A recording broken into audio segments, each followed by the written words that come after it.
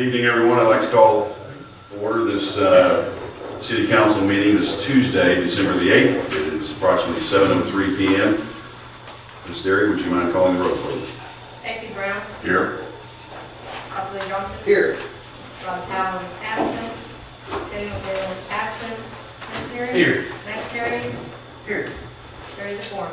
Thank you, ma'am. If you would please rise, and we will have our prayer followed by the pledge. Our prayer tonight will be led by Pastor Zerble. I believe it's sincere. Yes. Grace Luther, followed by our pledge of allegiance by Chief Stewart Bryan. Let's pray. Gracious God and Heavenly Father, we come before your throne of grace this evening, first and foremost in thanksgiving. We thank you, Lord, for the many ways that you so richly bless us, ways too innumerable to count, ways, Lord, that we don't even ask for.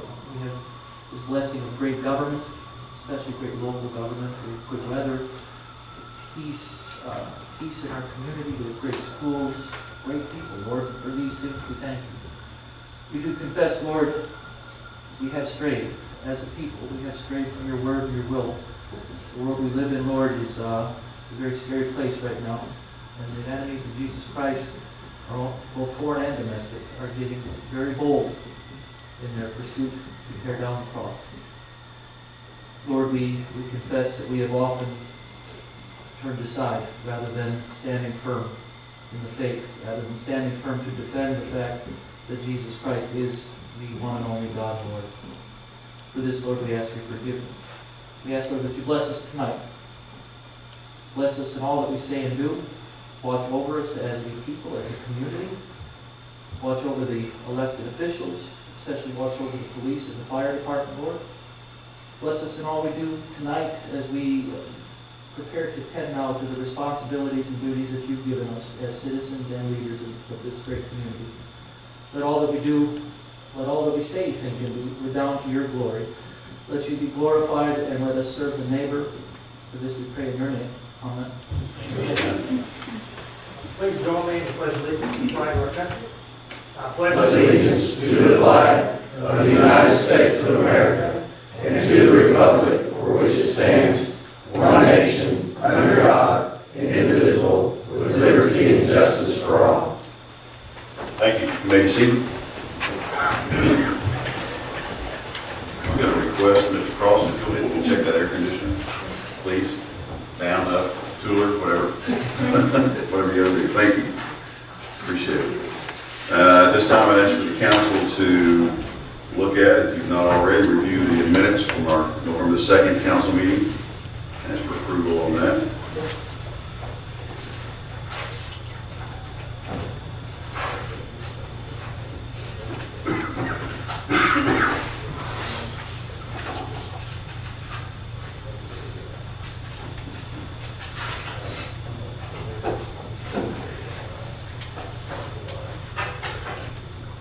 Mr. Mayor, make a motion to approve minutes. Second. A motion and a second to approve minutes. Mr. Brown. Yes. Robert Johnson. Yes. Tim Terry. Yes. Ms. Terry. Yes. Unanimous. Thank you, gentlemen. We'll move down to the recognitions and acknowledgements. I don't have an award to give out tonight, but I do have some praises, I guess, and thank yous to some folks. The parade committee. Is anybody here from the parade committee? I know Stuart, our chief, and some folks here that are department heads. If you did not get to see the parade, you missed something. I think it's bigger than it's ever been. Certainly, I ran out of candy at the funeral home. It's not a good thing to go have a parade without any candy. And also, it didn't have any lights on my float, so I was in trouble the whole night long. Not a good thing, but I think it was a great parade. Everything looked nice. Thanks to the Parks Commission committee working on that, and of course the parade committee. So wonderful job. Well done as always. Fire department, police department, everybody did a wonderful job. Thank you guys. I have a letter here that I would like to read that was handed to me today. This came and was left in my office, I believe, today. This gentleman's not here, and I'll ask department head to pass this on, and I'll get with Mr. Wilkie tomorrow. This is to the mayor. I want to acknowledge my appreciation to Mr. Vernon Wilkie and his crew. I called about a problem that I was experiencing during the Thanksgiving weekend. His crew identified and located the problem right away. The next morning they started the repairs. Mr. Wilkie and his crew never slowed down to take a break from the time they started the repair until they had completed the repair. Mr. Wilkie and his crew demonstrated great skill and knowledge of their job and equipment and always presenting a professional attitude. If you ask Mr. Wilkie or his crew, they will tell you that they were just doing their job. But to me, these city employees are just one more reason that makes Greenwood a great place to live. Please express my gratitude to Mr. Wilkie and his crew for a job well done. And this is from Michael L. Lindsay. So just pass that on to him. And I'm sure the council will probably buy his dinner. I'll get that more. That is kind of everyday routine that we get. We don't get a lot of letters, certainly, but people, those guys out there did their job. And yesterday I thought it was kind of interesting. I was on my way with Sonny Bell up to a meeting in Fort Smith, and Sonny made a comment. I didn't know if it was, I'm not sure what he meant at first. He said, "Didn't notice that everywhere we look there's city vehicles," and I thought for a second it just meant we were just driving around town. But it meant that we were doing things, and then you could look and there was police, and certainly everybody was working and just getting a lot accomplished. So I appreciate everybody, department heads especially, taking care of what needs to be done in the city. We will go right into the committee reports.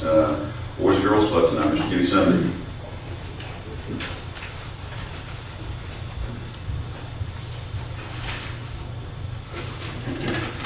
Charlotte. She don't want to hear you.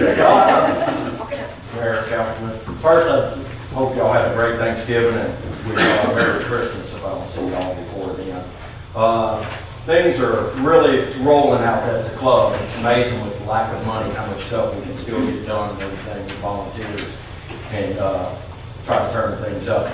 In the last month, we've had the new head coach for the boys high school basketball team. Him and his assistant coaches, junior high coaches, Michael Pitts, helped put it together, and his players did a free clinic for our coaches, and we had 25 coaches out there, and they spent about 2.5 hours, so I'd really like to thank them a ton for that. Tonight is our first opening night in basketball. We started December to give everybody some preseason games. We were going to start last night, but we ended up going to the parade instead, so it was a lot more fun than going to a basketball game. So we really enjoyed it. Our numbers, we just had our end of the year conference call with the Boys and Girls Club. Active members this year is 1,546 at the club, which was about almost 8% increase over last year. So we're very happy about that. Basketball, like I told you last time, the first time we've ever had an increase in every single age group and grade. Cheerleading is up. We're running out of gym space, which Doug, you know about that. So it's been a really good thing. This Friday, we're actually going to be throwing our first father and daughter dance. The response has been great. Right now, we're already over 60 people coming. Basically, what we're doing, it's a fundraiser for the club, but what we're doing is we're only charging $25 for a couple. Now, 16 of that 25 goes to pay Heritage for the pictures, so they're going to get real nice Christmas pictures out of it. We're going to have a dessert bar, a little DJ up there. We're really excited. I'd like to thank, before it happens, Doug is going to come and actually be basically like a foster parent. We have Doug, a great young man, Greg Jackson, who's going to be coming from Oklahoma. He's going to take a child. We actually have about 3 or 4 children without dads or grandfathers in their lives that we, as a club, are going to pay for their, and have them come in and give them a role model that they can look up to. So we're very excited about that. And that's about it. When you're going through your budgets and you find that you have a lot of money left over, we would love for you to move it over under, and it's South Sebastian County Boys and Girls Club under that college. So. Kenny, the basketball clinic those guys put on, is that the first time the high school's coaches have been? Oh, yes, sir. And the high school coach, he is very, what I love about what he talked to us about and what he talked to me about is he wants to start from the ground floor. He wants to build a program. He's worried about the kids and cares about the kids from when they're in kindergarten going up and not just 7th grade going up. You see it happening in baseball, and you see it happening in football, that they've always been interested in the younger kids and what it has in the girls program, Coach Reeves and them, what they have done to pull their, and this new coach, he's doing the same thing, and we're very excited about it. Anything else? Y'all have a Merry Christmas. Thank you, Kenny. I was gonna say, don't thank me until you see me dance. Well, you're in charge of the line dance. Oh, sweet. It's gonna be. It's gonna be awesome. Thank you. You got insurance, right? Thank you, Kenny. Thanks for what you do out there. It's a lot of kids to take care of. Appreciate you. SRCA, I think this, yes, sir. I forgot one thing about Something about the budget? Well, kind of, Miss Cinda and them at Osborne Agency has sponsored the father and daughter's dance. I'm so sorry I forgot about that. And that's gonna help with these kids coming too. Very cool. All right, thank you. SRCA, I think, Lisa, are you deferring to Deanna, these lovely ladies? Okay, 3 lovely ladies tonight. We're gonna gang it up for us. Mary Kinslow, Charlotte, and Councilmember, how are y'all tonight? Great. Good. And I would like to introduce someone. This is Jennifer Howland, and Jennifer Howland is the new CEO of the Area Agency on Aging. Mr. Jim Medley retired back in July, and she has replaced him. And as you guys know, they are our contractors. They subcontract us to provide the services at the senior center. So Jennifer's just trying to get out and people will know. And I'm her. starting off good because I'm gonna give you a Christmas Yeah. card. So that right there, I'm gonna be like, hey, remember her. Thank So you. Merry Christmas to all of you. Sure. Let me take your hand. Thank you. Thank you very much for what you do for our seniors. And I just wanted to give you guys a little bit of a report of what we've been doing. I know that all of you are, cannot hardly wait. I mean, you're counting the days until you can all go to a nursing home. I mean, you're looking forward, just like counting, like maybe next year I too can go to a nursing home. The services that we provide with our senior center here in Greenwood this last month, we were able to provide 2,900, almost, it's like 2,878 meals. And we were able to do that from some of the funding that you all provide us, and so I thank you for that. We couldn't do it without your support and your help. Also, I want to just leave you with this thing. There's a statement that Mother Teresa said once, and she said, if you can't feed 100 people, feed 1. So I thank you that you all have a heart to support the seniors in our area. I want to give you a little plug. This is, we do the senior centers. You were there the other day. We provide meals, socialization, different activities that help our seniors stay active, well-fed, and connecting with their community. And that is all key. And one day, every one of us are going to be there. And it's a key thing for us to do to keep people healthy. But also another thing that the Area Agency on Aging does is that we provide in-home assistance through different people in the area that kind of fall through the cracks. And our funding in Sebastian County, I just got word today, was cut by $24,000. And I want to tell you that in Greenwood alone, we spent $12,000 on in-home assistance for seniors in your area that fall through the cracks. These are people that you probably know that needed maybe personal care just for a short time. They needed help with their pharmacy bill just for 1 month, things like that. So I would ask you to just, again, back in those buckets people were talking about, that there's money laying around. If there's any, think of Area Agency on Aging. And again, I thank you for what you've done for our seniors. We If you appreciate have it. any questions? Thank you. No questions. Thank you. Thank you, lady. And the parade was awesome. It was great. It was. Thank you very much. Thank you for what you do. I mean, I know you're right. They're constantly getting a room ready for me, whether they're there at Kingsbury both. But I know personally, I take my dad down there every morning, as Lisa knows, and Lisa was giving me an update a while ago. He spent most of the day in the recliner. Taking down there today because we wore him out of his parade. But thank you so much for what you do. It's very important. Kenny slipped out, I think, but it's important for the city to remember to take care of our youth, and then obviously when they become seniors, I'm looking for somebody to take care of me in between there, but that's another deal altogether. But thank you for what you do. My dad loves it. I know the people that go down there love it. He can't wait. The only problem is I take him and that's the only issue with it. So thank you so much. Parks Commission, Ms. Richard, going to speak? Mayor, Council, Mr. Jerry, just want to give you, on behalf of the Parks Commission, give you an update on all of our projects that we've got going right now. Amphitheater is about 95% complete. They'll be doing a little bit of staining and sealing this week, and then on Friday, they hope to start installing the donation papers in the sidewalk, and then all they lack after that are the handrails that they'll put on the inside. Irrigation's in, the plants are already in, it's starting to look nice coming together. North Main Trail Extension, that's the project that got funded from the ACF, and we're just waiting for easements on that. I just talked to Mr. Hamby. He says he'll have those tomorrow for us to get started on that. Clock tower rail replacement.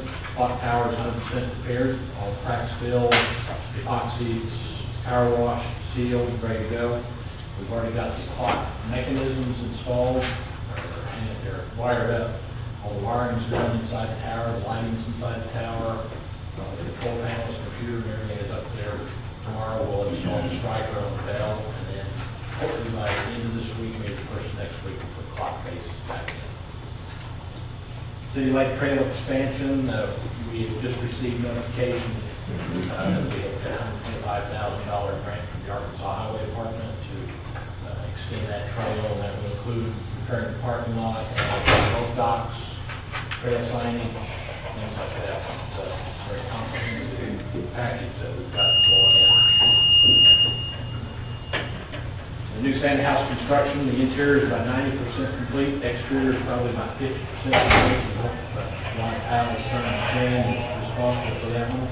He'll be taking care of getting that wrapped up, and hopefully be able to use it for the last couple of weeks of this month. Sand house operations, the old house was resurrected, we pulled it out, banked out here, just to buy some time for Shane to finish his project up. It's functional and operating right now. Christmas in the park and live nativity scene. December is a very, very busy month of the park. Nativity scene starts on Monday, and then we've got the activities up in the Bell Park Pavilion up there all month. We still have a Santa's workshop, a movie night, and then a s'mores around the campfire night planned for that. The Goose project is waiting funding for 2016. That's in our budget that we'll discuss later. I want to especially thank Cleve Gibson for the time that he donated to install the glass, which was also donated for that caboose, and it's really starting to come together. We've had some volunteers doing some quite detailing on that, it's really starting to come together. In Memorial Park, we still have another order of about 25 stones. Any questions? I was wondering, everything looks great around the square. I was just wondering on the wreaths, are they going to be lit? They don't work anymore. They don't work anymore? They've been out for a couple of years. Yeah, but I understand they've just been worn out. Thank you, Richard. Appreciate it. Doing a good job. Gary Grimes Consulting, Gary's not here lead. Oh, you were here. Sorry. Okay, fair. Sorry. I knew Lee was here. So sorry. Mr. Derry. Went to Little Rock today, had a 35-minute meeting with the governor today, which is kind of unheard of. And come to find out, he has set his meetings up rather than in 15-minute increments and 30 minutes. So he gives you a full 30 minutes, and we went over a little bit. Really good meeting. He's really interested in economic development, and our group here, our economic development group, we talked about it a little bit. He reminded me that in fact Greenwood is known for its building homes and taking care of people too, and that the businesses were great. We wanted to continue to build, bring more business in, but not to forget that that's what we do too here in Greenwood. It's business will follow also. Your population goes up, and we've got great places to live and great school system, of course, the business will follow.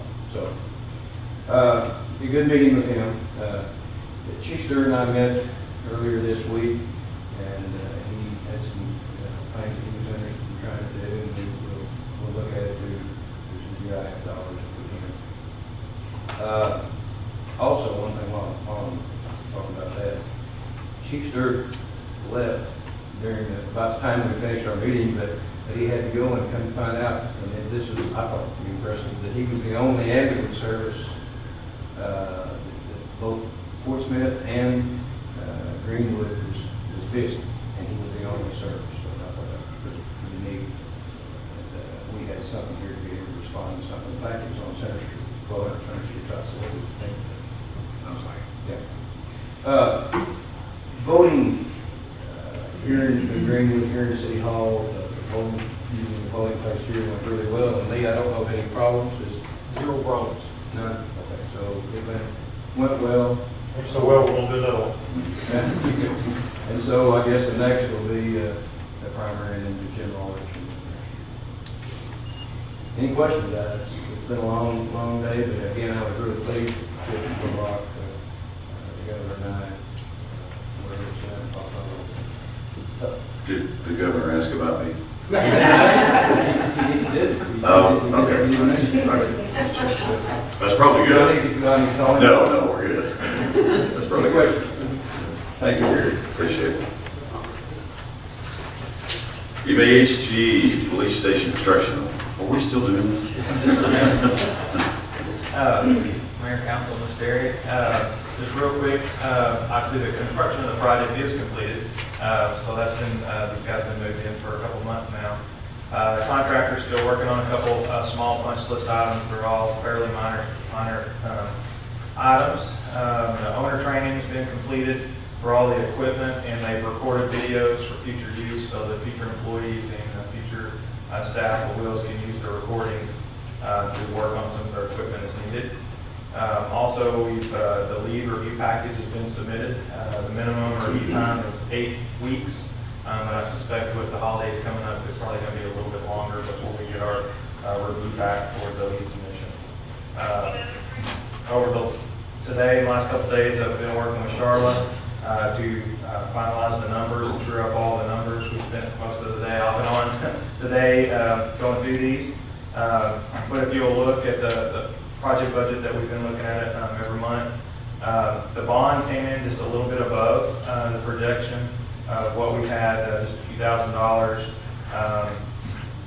And there was a few items down at the bottom, additional direct pay items that were submitted and paid direct by the police department, or through the police department, that we didn't pay direct or didn't come through our contract. So by the time we add all those things in, and with the few items that we've got left to pay a little bit on lead consulting, we owe $73,800 to the contractor as part of their final payment. And with that, we're showing $2,500 shortfall in the overall project budget. But, you know, again, the timeline, everything going through, I feel real good about that. Going through a $3 million project, and we stay right on budget, basically slightly over. So we'll have to work with Will and Charlotte over the next couple weeks to figure out how to handle that. But we'll have an answer for you by next month. Is there any other questions? Did the governor ask? Oh, no. Sorry. Thank you, Mike. Good job. We still get compliments on the building. I know Chief does. I hear it quite often, so appreciate you. Water Wastewater Commission, Mr. Ratterby. Mayor, Council, Ms. Derry. The wastewater commission actually did not have a meeting in November scheduled. We canceled it because it fell on the holiday, but we did wind up having a special call meeting to adjust make some adjustments to the budget. We had some last minute adjustments we had to fine tune, so that was taken care of the week before Thanksgiving. I think that was a special call meeting, I'm pretty sure it was. Probably If not, I'll stand moved the corrected. meeting of a week, and we have regular meetings, but we move the work. Thank you. See, I knew I'd get corrected if I. It was on my Facebook. So the budget was voted on and finalized and ready for you guys to review. In addition to that, we've got two projects that are active currently. Hopefully we'll finish up in first quarter next year. One's a Ware Road project, and the other one for water distribution and for sewer. We're working on we'll be working on Park Heights. In addition to that, we talked last meeting about the sewer line potential coming in behind Tractor Supply and to service those commercial corridor there. Mr. Hamby is in possession of a draft easement that came from Walmart. I think we've got through the hurdles with Walmart. And so we're reviewing that easement, providing them feedback on that. That's probably going to take us into 2016, just to get the easements and the construction easement kind of cleaned up with them and Mr. Hamby. And then we've entered into an agreement with Brixie to do the engineering on that, which we talked about as well at the last meeting. And he is active on that. We're still anticipating that it's probably going to be somewhere in the $75,000 to $80,000 range, depending on what kind of issues we find when we actually start digging. You know, if I were to guess, we're probably looking at sometime in the first quarter before we start doing that, weather permitting. But we'll keep you posted on that as we move forward. And then also, Mr. Hamby has been asked to look at potentially an ordinance that will allow us to recoup some of those fees as we decide to impose ions for the cost of that sewer line. And we can also discuss whether or not we want to do the same thing for the water service that was in the ground as well. And I believe we did receive our check from Tractor Supply, and has been posted, so that reimbursement was made back to the city. Any questions? I always ask this, and I'll probably get in more trouble for asking about it here. Brixie does most of our stuff, right, for engineering, whatever. Now, we're actually using a combination of Nickel Wagner, Coleman, occasionally Brixie, and Hawkins Ware has been doing the majority of our grunt work. Just depends on the project. Some of them, right, they have different expertise, and some of them are a little bit more familiar with what we have when it comes to water distribution. Hawkins Ware is real familiar with, our lines, and usually when it comes to sewer activities, it does tend to be Brixie on our sewer, so. Was there something I need to address there, or just a general question? No, we're just history. I mean, there's been a lot of times stuff's not come out like it should. I just want to make sure we're getting the best bang for our buck. I agree. I'll keep you posted. Any other questions? Thank you. Thank you, Mr. Radford. Appreciate you. That sums up our committee reports. Citizen forum tonight, we had no one sign up. In case you missed signing up or weren't aware of that, does anybody want to speak? You have 30 seconds. Kidding. We'll allow you about 5 minutes to speak. If no one wants to do that, we'll move on. I actually am going to stick something in that place real quick, if I can take the liberty. It's a little bit unusual, but that's what I do. Right? Fire chief has warned me, you're probably wondering why there's a fire extinguisher up here. We're going to do something a little bit different that we've not, as far as I know, never been done in City Hall before. We're going to burn a couple of notes.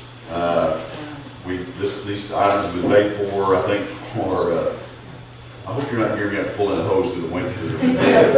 You look, I know, you're making me nervous. I actually Googled, yeah, thank you. Don't worry about me. I Googled burning of notes, and there's some weird stuff came up, which you gotta be careful what you Google. But it's just an American tradition. I thought there would be some big long history on it, but it's just American tradition. It's kind of gone by the wayside because it typically started with mortgage payment or mortgage notes that were burned. These days, not that many people pay off their mortgage for whatever reason, so they don't do it that much. But we want to do it to kind of prove a point and to say that I'm against it. fire chief would like to pull it, or what'd you say? Going on the record that he is against this. We actually looked at some magical paper, I forget what it's called, that goes poof and it goes away, there's no smoke, but it just wasn't fun, and it was tiny. So we're gonna burn this, and if this says Ed Wilkins Community Pavilion, no, so that's exactly what we're burning. So we're gonna do this, and hopefully everybody won't get smoked out. But the point is, the Ed Wilkinson Community Pavilion is paid for. It was paid for in November. Is that right? August, actually back in August. Actually back in August. And we were advised a couple of different things. One, that building would never be paid for. Two, it would never be used. Brooke can witness, and Richard certainly, that building is used and booked into next year, probably beyond that, for weddings and birthday parties and all sorts of things. So if you've not seen it, go look at it. Mr. Mayor, is this supposed to be for good luck? This is just to say that it's paid for. Okay. It really is, there's no, sure. I don't think it was like they've done it before the football game. That's true, yeah, that would have been, I would have motivated the whole government. just being flamboyant. And if it burns good, and we're gonna, while it's burning, Hey, microphone. I got it. Bigger truck.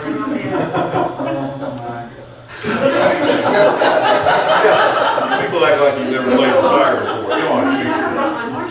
Yeah, the s'mores, that's actually this week, I picked up Park. Okay, no heartburn, so we're good, I'm gonna try to light this one, and that didn't work.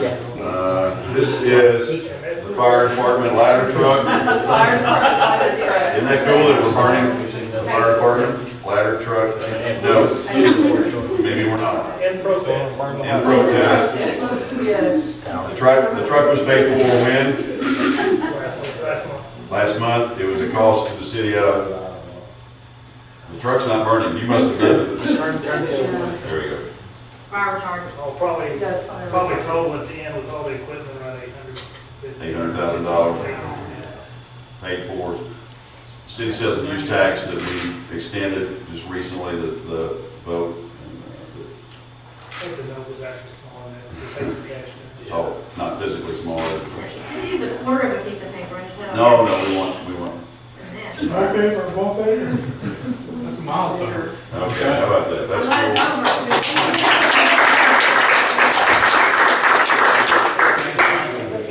Yeah, I'm gonna get this out of here. Fire chief, I'm handing this off. Go outside and get stressed. I don't burn my fingers on it. Incense.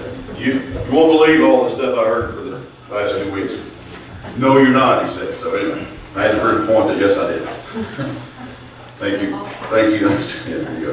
Thank you for allowing me to do that. I just think it's awesome that we've got the two large things paid off and due to those tax that we passed and extended. So that's that.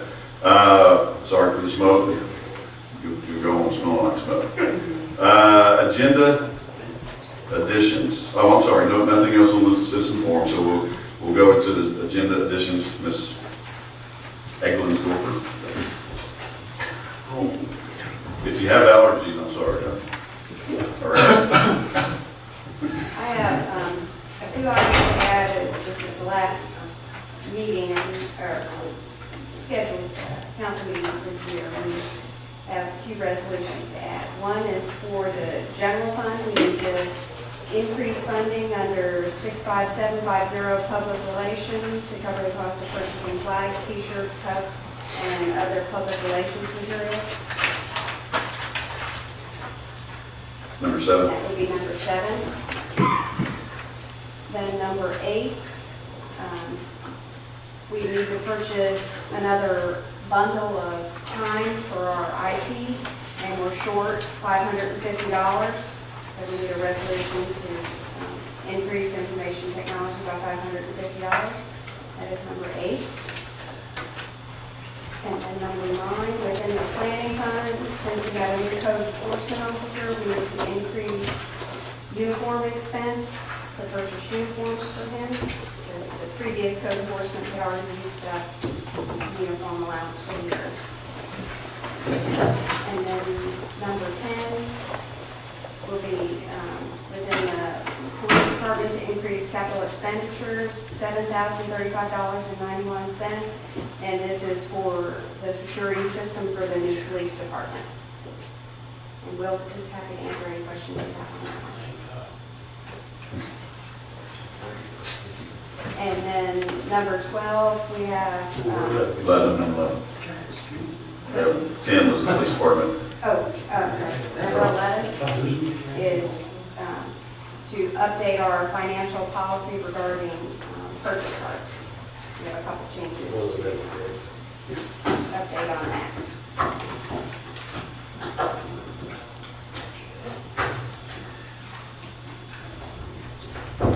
You know, have one on the generator. And we did purchase a generator through the federal surplus. It was $4,750. It'll be purchased by general fund, but because we came in under budget with the purchase of the software, new accounting software, there's sufficient funding within that line item. Just this description is not listed. Oh, okay. So no. So we do not need a resolution, Okay. but you just need to be aware that we're purchasing that. And that item in particular was found, we found that on the, I was going to say Craigslist, we didn't find it on Craigslist. We found it on the federal surplus, and it's, if you've not seen it, yeah, it's a nice big generator. This is like or bigger than the one that we typically borrow for our Freedom Fest. And my thought behind it was to, not bigger, you're shaking your head. Okay. It's a generator, that's what I know about it. And it's on a trailer. So we decided to purchase it, and it's for the whole city. I mean, back up, whatever we need it for. So I think it's going to be a good asset to the city. Thank you. And any other agenda additions? Department head, anybody? No? Okay. We will go right into the old business. Should have a resolution in your packet regarding the mail distribution and opening procedures. You want to talk about this one or not? Oh, it's just, I put it in what we discussed last time, and we had re-described what was my discussion last month. I think Mr. Terry, this is. Yeah, I just read through it earlier, it looks good to me now, and it's, most of my concern is addressed in section 3. Where it says they'll address its particular named individual will not be open, so. Yes. I make the motion we pass this resolution. We have a motion and a second. I was just wondering on the resolution, on section 2, was it under the, I guess, clerk treasurer's, I don't know, again, there's a description on there. Wasn't it always the city clerk treasurer that, was responsible for going over there to get the mail, or? It was, and then it was delegated to the finance assistant. Back when I was finance assistant, I went and got it. And then it was like either me or Wilma went and got it. Okay. But it can be changed, or, that's just physically I walking saw, over there. yeah. I guess the procedure is that, Kristen or, will come get the key from you, then go there and. They have a key, and I have a key. And then in the event that they or I can't get it, then the executive assistant to the mayor will get it. I guess chivalry is dead in this city. There's no males can walk across. That's too far. I'm not sure how that happened, and some of that stuff was done long before I got here. Just decided who was going to do it. The person that usually goes and gets it. And then you go through it with another person that's familiar with what we get. And so you're familiar, the person that's familiar with invoices, what those look like through the envelope. It's just helpful to have someone that's familiar with what we get. And so financial assistance is very familiar. I will say, to respond a little bit, that during the days where I've seen it raining, there has been a gentleman or two who stepped up into the plate and go across the street with email. I don't care who goes against it, I just don't want to pay. But actually says the finance director will pick it up and get the financial assistant can't. And so, it just goes down the line. Okay, we have a motion and a second. Mr. Brown? Yes. Dr. Johnson? Yes. Mr. Terry? Yes. Mr. Terry? Yes. Yes. Thank you. Police department. Number 2.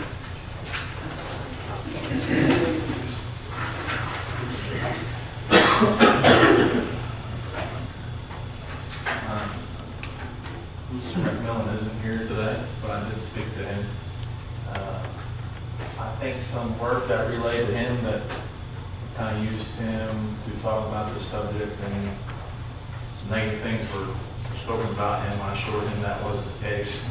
I don't know who relayed the message about the meeting, but I pretty much told him what we talked about.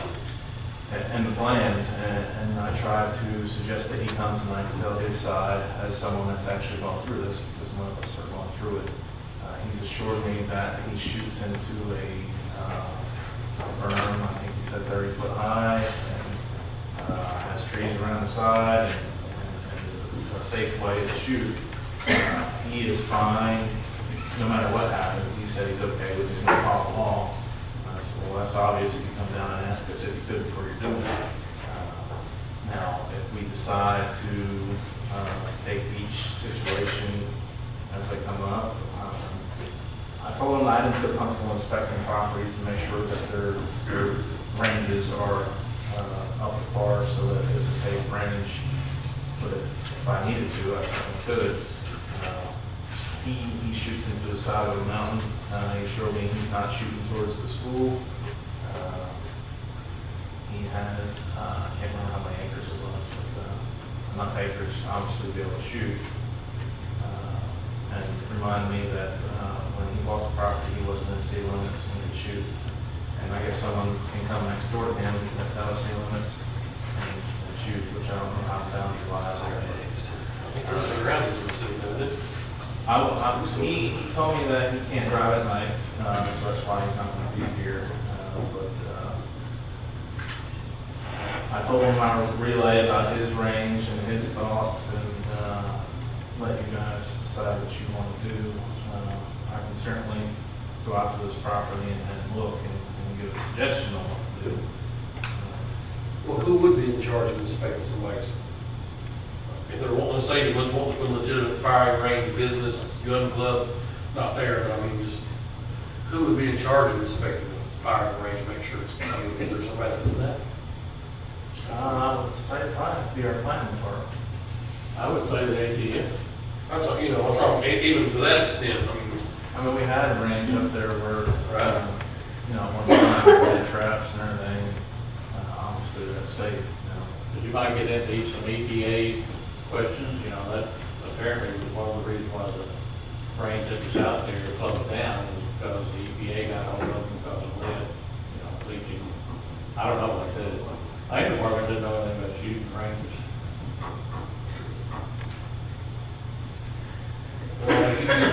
I don't know how you go, you know, Well, it's not an official range, so I mean, that's. I know that, but I'm just saying, your word would be as good as anybody else's that works for the city. You're the chief of police, I think you know, I'm quite certain you're trained shooting pistols or rifles or whatever else. I think you'd be able, now, unfortunately, that, I'm not saying liability would be on you if something would happen wrong. Right. As far as expert opinion, He's sure he's got grandkids in Westwood and certainly won't be shooting at the school. I don't doubt that. I'm almost to the point of the case by case deal, to be quite honest with you. It's gonna be tough to put out a, this is okay without seeing the site. If we were doing a case-by-case deal, then we don't want to repeal the ordinances we I have. would say you just have to add to it for that language. Make a motion to table this issue, or. Is there anybody here to talk about it? I know that, I don't see him here, but the gentleman that was out in the county has some issues with it. That was Mr. Elmore. He didn't want it repealed in case they eventually did get annexed in. He's not here. Why don't we table this, you bring us back, next meeting in January, bring back the ordinance, we'll filter through it again, if there's a way to put some wording in there that allows us to go case by case. Certainly a question for Yeah. see we're here. So I make a motion to table this. I'm sorry, we have a motion. Motion to table. Table in a second. Ms. Brown? Yes. Dr. Johnson? Yes. Jim Aaron? Yes. Ms. Terry? It's unanimous. Thank you, Chief. Question, would you like me to put this on the next agenda? For discussion? Yes. Yes. Okay, I will do that. And until next month. Okay. Thank you, gentlemen. Thank you, Chief. Moving to new business, planning department. Mr. Bell. Mayor, Council, Ms. Terry, Andy, where are you? Tonight, I want to get your approval to put the minimum standard ordinance on for the first reading. I have, I'd like to give you guys a copy of checklist and guidelines for minimum standards for the city of Greenwood. This is, I have them colored there for a reason. The blue coloring there are standards that the code enforcement officer could go out and take care of by himself. These are kind of the same things that he's doing now. But if you go on the second page, you'll see some blue and white, yellow. That's when the code enforcement needs the expertise of the building inspector. So if they're going out and looking at plumbing, looking at heating and air, things like this, he would take the building inspector so that he would have his knowledge of the building code to follow. On the third one, you'll see blue and red. Those are the things that that the fire chief would go with him on, and it's fire-related standards that, again, the code enforcement couldn't keep up with all the fire codes and things like this, so he would be able to use his expertise. And you can see some of the things that are listed there. And again, down at the bottom, you'll see blue and red. Well, the ones down at the bottom are all code enforcement, but waste, refuge, and other stored material and passageway, hallway, ordinary door, combustible refuge, and things like this. This is the kind of thing that he would need a fire chief or a fire inspector to advise him. But the checklist is basically this ordinance that you can carry around. Our property owners come in and they say, what is your minimum standards? There's your minimum standards. Here's your checklist. You go down there with apartment owner, you can see everything in here that applies to his apartments. You know, again, this minimum standard is basically it will be generated from complaints. Now, in some cases, like the property at 108 Main, that goes into another thing. That's an uninhabitable structure that the minimum standard says you can't have that in Greenwood. Now, this goes to the property owner itself.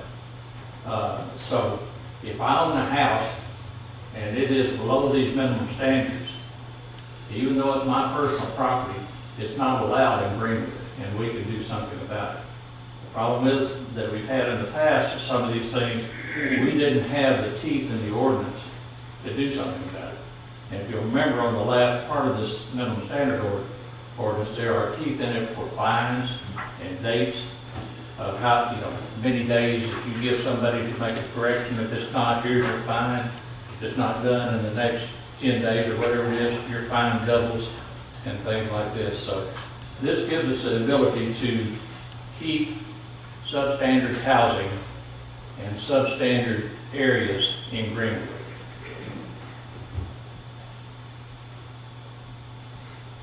Now, repeat again, you said this gives us the ability to keep those? No, to get rid of them. Okay. In some cases, we'll say, our other ordinance might say something about an abandoned vehicle or an unlicensed vehicle. Well, this minimum standard tells you exactly what an abandoned or what an unlicensed, some guy working on a hot rod is one thing. Some guy that's got a truck backed up on concrete blocks, changing the transmission with motor, transmission oil going down the driveway, that's a different thing, and this addresses that. Rubbish and refuge. The other ordinance says that the mayor or his designated person in their mind thinks that looks bad, then you can do something about it. Well, that's real vague. But in this, it tells you exactly what it is. And you can point it out to them through the checklist that, you can't have this, you can't have this, you can't have this. You've got 10 days to clean it up, or we'll be back and we'll issue a citation And if you don't do it then, we'll come back with a bigger site here. So I have a question. Sure. It's kind of off of this a little bit. You brought up North Main, the house that we're supposed to be gonna get, and then we're gonna acquire that. And I probably think it's really a horrible sin to bring this up, but we'll do it, because if we do obtain it, we're gonna be responsible for it. But what are we doing about the asbestos in all these old houses? Because I know we got one here in town on Chicago Street that's, it's eat up with it. I mean, so I mean, are we, because I don't, I'm not saying that we're going to ask somebody to, we're going to require that, we're going to tear it down. I mean, we're going to have to do the right to take it, come someone and find out. And Lance said, you know, a lot of that has to go through the legal procedure. Right.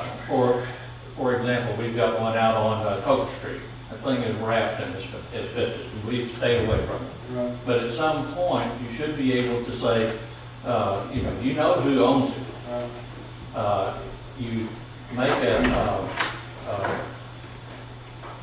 concerted effort to get in touch with them. If they don't answer your request, then you can go to the courts and say, you know, of course, you put a lien on it, but the lien would also include the cost of tearing it down, the cost of storing it, and things like that. You know, that's the legal end of it. The one on Main Street, apparently we're in good shape there. But the one you're talking about on Chicago, again, it's wrapped in it. And so, you know, those are some legal considerations that we have to look at. And some of the other communities, you know, they do the same thing. And you know, it's something that, you know, Mike needs to call in and say, what do you do about it? Well, I know Mike said, you know, we're going to leave that property over there and stuff, and I mean, I don't know if it's going to be our responsibility to tear it down or whatever, but I just want to make sure that we were. Like I said, that one there, we're safe. But the other two that we talked about, one on Coker, one on Chicago, that's something that we need to, you know, get our heads together and come up with a plan and then execute it.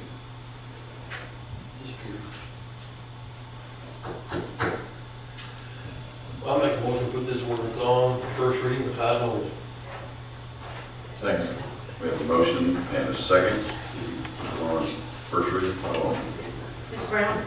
Yes. Mr. Johnson? Yes. Jim Terry? Yes. Lance Terry? Unanimous. Thank you. An ordinance amending ordinance number 316 of the city of Greenwood establishing a minimum housing standards and establishing regulations for enforcement of standards on residential and commercial property and precedents. Thank you, gentlemen. Thank you, Mr. Bell. This is a long time coming, and I'm glad to get moving on. Regarding 108 North Main, Mr. Handy handed me the deed to that property. We have it in our possession to just reported to, that's not the word I'm looking for. What do you read? Filing. Filing the courthouse. Thank you. What's the big word? File. It's a courthouse. We have it in our possession. Yeah, Yahoo is exactly right. Just one thing, Mr. Wright, I something I mentioned it, and I didn't hear that, but this has been, I guess, reviewed and approved by the planning commission. No, since that is it's a code enforcement issue and not a planning issue. Oh, it is, okay. Yeah, and so since it's a code enforcement issue, it comes straight to you guys and not through the planning. Now, if you'd like me to let them look at it, that's fine. But, you know, planning is basically on designing the growth of the city, and this is under enforcement, and so that should come straight to you. Okay. All right. And if I may answer, Mr. Terry, you brought up a question about what do we do if we own the property or what. This particular case on 108 Main, the deal, if you will, is if we receive the title to the property, we would be responsible to remove it. So I'm going to be relying on our street department equipment. Well, I just want to make sure we're covering ourselves. Right. I know how touchy subject. Oh, absolutely. And fortunately, dump it that's, somewhere or haul it off Yeah. and then. yeah, Or burn it, we'll, like some people do. yeah, we may just light the thing up. I'm good at lighting And stuff up. one of the possibilities is, again, the one on Chicago Street, if it came down to it, we could contract that out, and the person that tears it down is responsible for maintaining it, and then his expense is part of that lien. It wouldn't be the city tearing it down, but it'd be a contractor tearing it down, and taking on the responsibility, but that comes at a cost. Yeah, that asbestos abatement's not cheap. I mean, Yeah, so that's the rest of your life. Okay, thank you. We will move on to number 4. You have in your packet also an ordinance authorizing the city of Greenwood to conduct business with Elliott Brown, declaring emergency and for other purposes.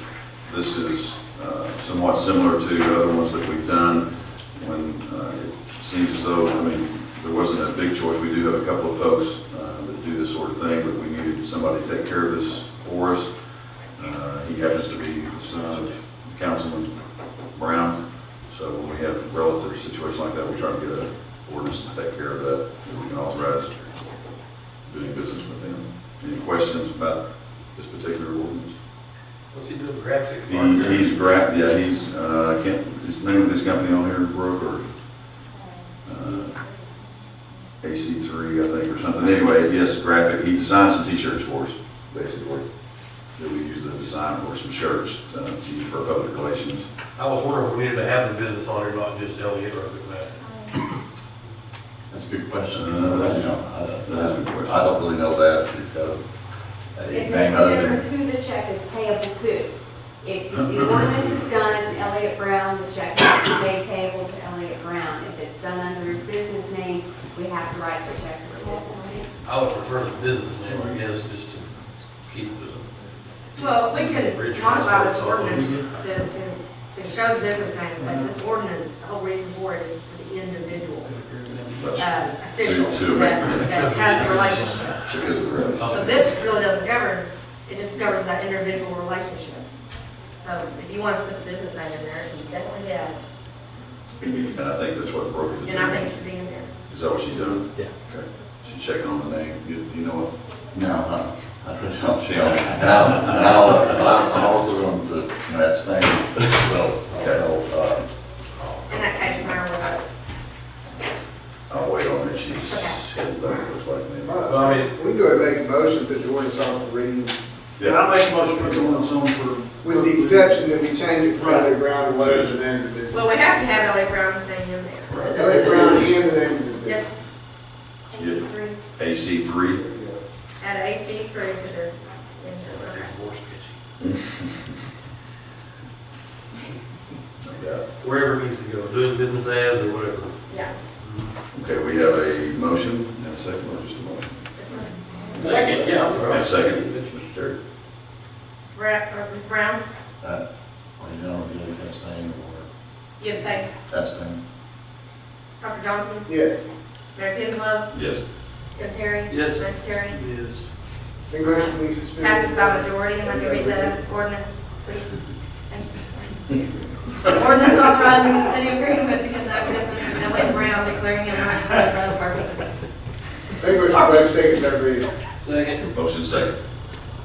Mr. Brown, Abstain. Dr. Johnson. Yes. Tim Terry, or Mayor Kinslow. Yes. Tim Terry. Yes. Lance Terry. Passes by majority.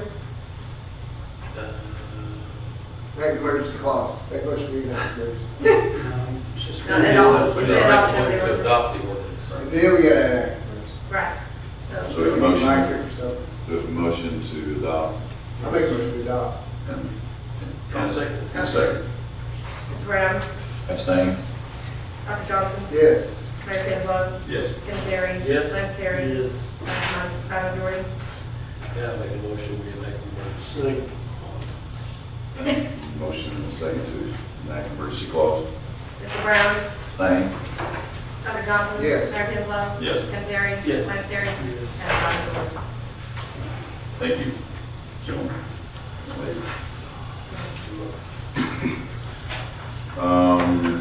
Number 5, city clerk, 2014 series police tax bond annual report. This will be the most interesting thing all night. Highly doubt it. This is the mayor part of the paper. Anybody wants to take a nap? Go right ahead. So, section 9 of the post-issuance compliance policy manual requires this annual reporting to the city council concerning compliance with bond covenants. The person to do this is the responsible party, and I am named as the responsible party to the bond.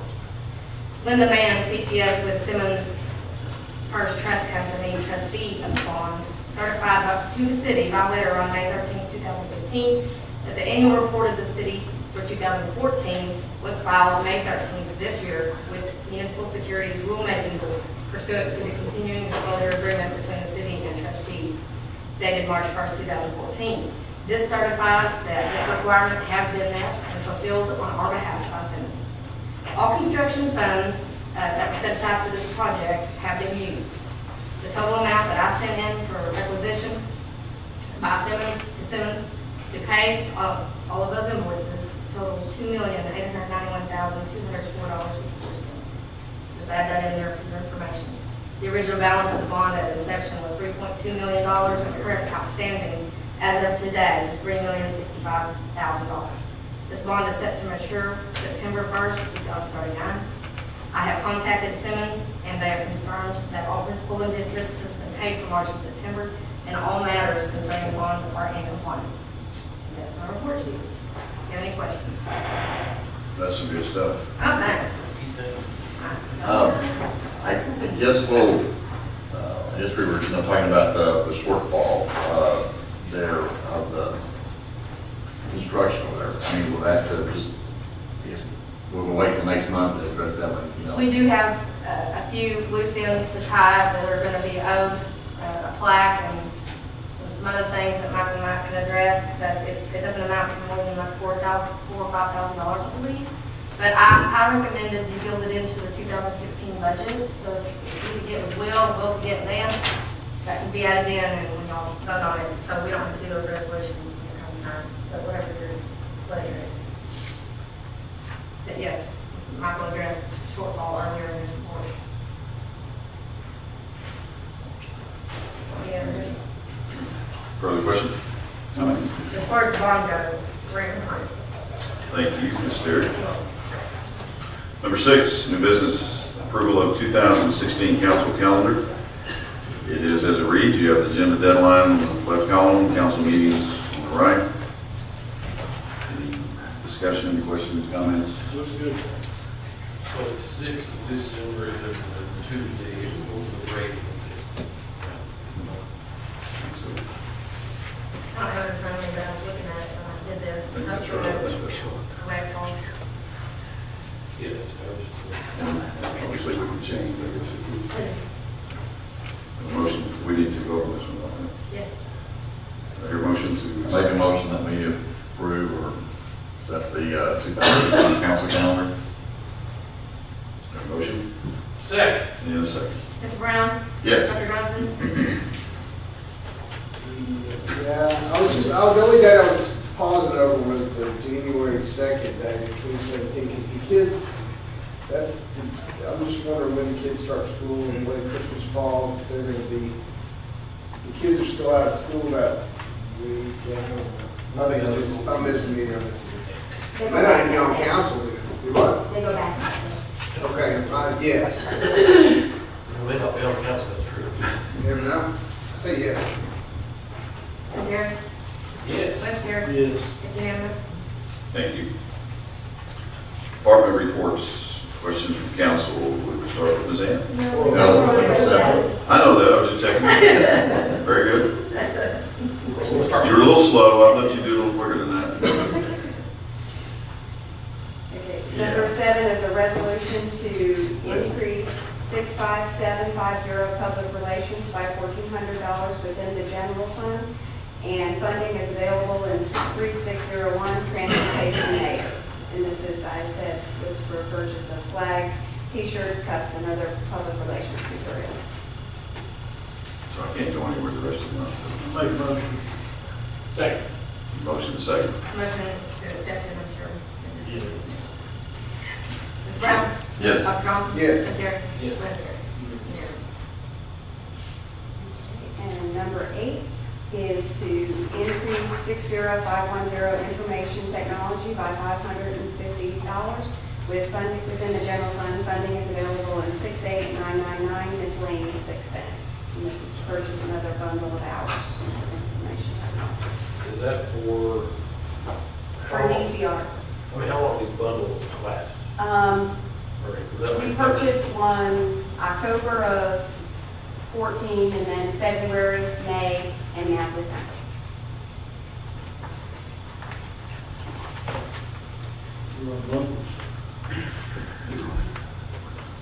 Well, this is in the budget, I'm guessing. IT stuff, I was in the budget. Yes. And with purchasing one in December, we do have 3 in the budget, but we probably will be able to get rid of it too. I'm just, I would hope to talk to the gentleman, whoever's in charge of that, to understand bundling and what's going on. Obviously, A bundle is the hours, challenge. block of hours that we buy. And then they come typically on Fridays for anywhere from 2 to 4 hours. And we can't just sign a 5-year deal, pay them a flat number and then run with it, or, you know,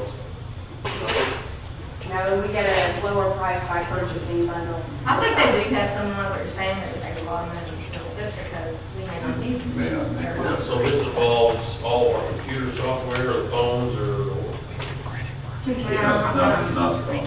Computer software, all the computers and servers. One other story. I think, yeah, it's just for him to just do technical,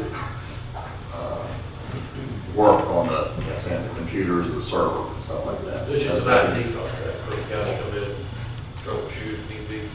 I mean, we pay it whether we need it or not, or what we usually do is use it a lot. They typically come weekly They're here every Friday on Fridays for up to a half a day. to see if. Oh, so it's just a one-time $550 about every 3 months or 4, whatever, and they come every Friday? No, it's $9,762 every bundle. How many hours? It is $100. We're $550 short this. Right. Yes. To purchase another bundle, but we're almost out of hours, so we need to purchase one. So a bundle's like almost $10,000 per bundle. And I'm actually performing a service You want to be in the bundle? in their stead. They said they gave us the option of doing this for school checks. We want to do it ourselves. And I took that on and it saves over $200 a month. It's saving about $2,400 a year for me to do that check. It's something that I'm logged into the computer and check, make sure our disaster recovery backup is taking place. And if there's any problems, I report it to them. Then they would use these bundled hours to go investigate those problems. So it's actually. We have people from the Boys Club and these ladies here. I want this cat to come and talk to us. Yeah, I want her to come. I mean, I just like to kind of know what she. They have offered to go.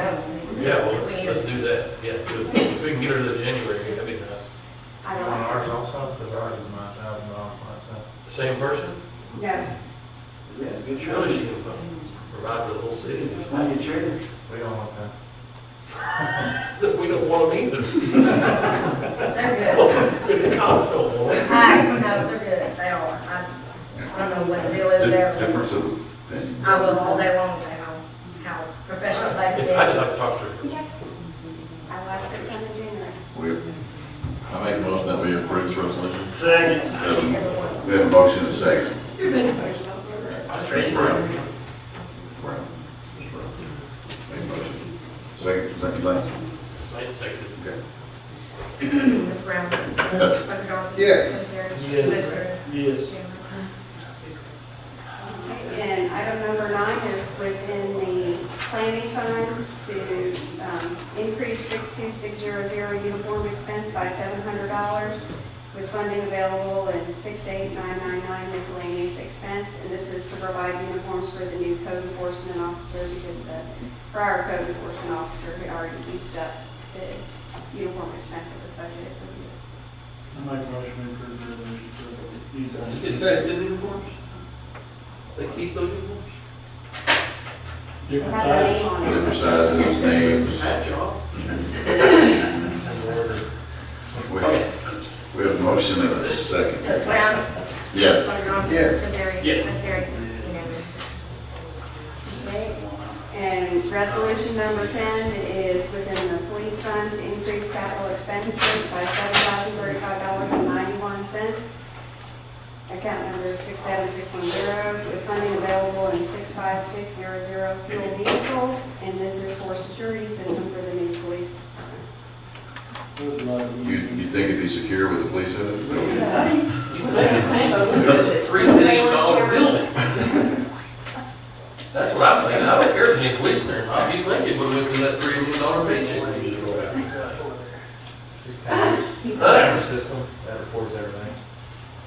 I mean, dadgummit. Who they gonna call? I know that's only about 0.5% of what we paid for.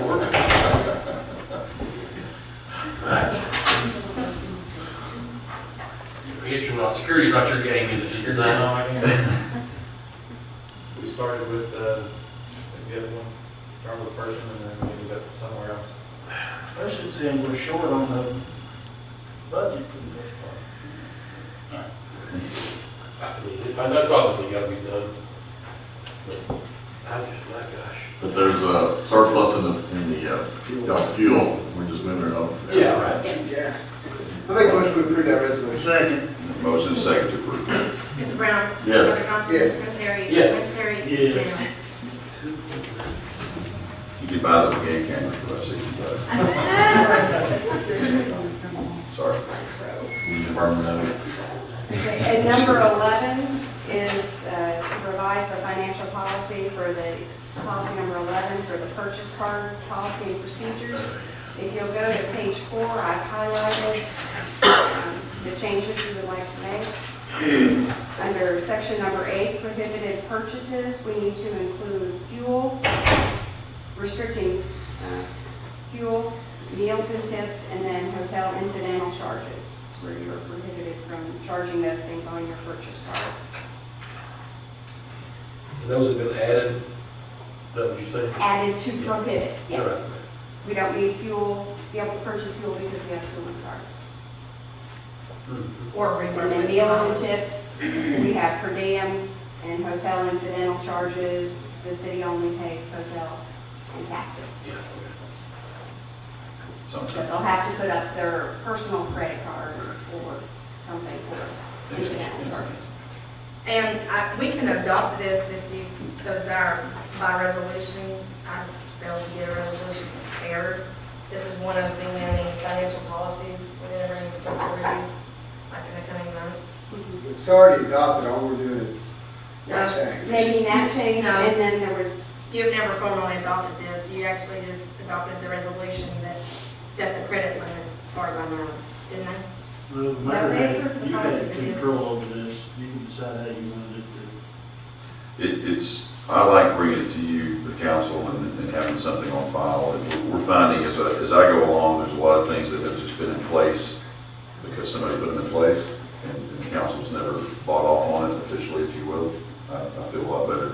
and legislative audit actually recommends that you approve all of our financial So policies. this policy's been in place for some time, Since April, and we approved it. yes. Yeah, so all you're asking for are those changes. Right, those changes, and then, The part about watching the mayor's card too. right. I make a Because there was motion to nothing in approve those those changes. changes. with the mayor's part, I mean, does the council ever, know that the mayor has, stepped out of bounds or misused his charging privileges? Finance, right? That's not in there, we can put that in there, I think it's, to. Makes no sense. I think The it's, council will be notified. and notify council, I'll add that at the end of that paragraph. See, Doc, when we first done these, we did the purchase card, we gave the mayor the Yeah. authority Yeah, to discretion. administrate part of it, do it however, and then we never adopted this as far as. We need to adopt it. Did you claim that they adopted it? I mean, And I thought what she said is we They adopted approved it. We approved as a council as a whole. The idea. The idea, but we never actually seen this, and, like Doc made a motion, I second, so we're making it good tonight, you know what I'm saying? We have a motion and a second. Mr. Brown? yes. Dr. Johnson? Yes. Tim Terry? Yes. Ms. Terry? Yes. It's unanimous. And I asked the question, do you want this to be in a resolution form? Do you want to adopt that as a resolution? Because our mail opening procedure, you did it that way. We can actually make it a part of our historical permanent record. Otherwise, it's just back there in the financial policies and finance department, your record. tell you that it's real handy to have it in a resolution, because we can So- flip through resolution books and it's there. I mean, Well, they just have to bring it back, I mean. Well, Right, but right. Andy has said, That's true. adopt this by resolution. I mean, Yeah, we can do you'll that have as long this as exhibit A. As long as that's one section, Make that. add some language of the city council to it. It'll be a very Okay. short resolution that says exhibit A attached, and that's what you put on. Is that okay with you With guys? the council as the mayor's, Right, it'll, yes, you make that So we change. need a motion for us to adopt this resolution. I feel like bring it back next Bring it month. back next month? Yeah. Okay. Thank you. Thank you, Ann. I have a question before we get into department reports. Okay. So, the additional business we had down here is the 2016 budget proposal for consideration and passage. My thought was that we were going to go through that tonight, but we're missing two council members. If we're going to go through this budget, I would forego the committee or the department reports and just get straight into the budget talk, would be my suggestion. If for some reason y'all are thinking, and we've never passed a budget without a full council, traditionally that's something we look towards. I'm just trying, in the spirit of containing the evening, Right. if we're gonna do the budget, I say we let everybody off the hook on the department reports.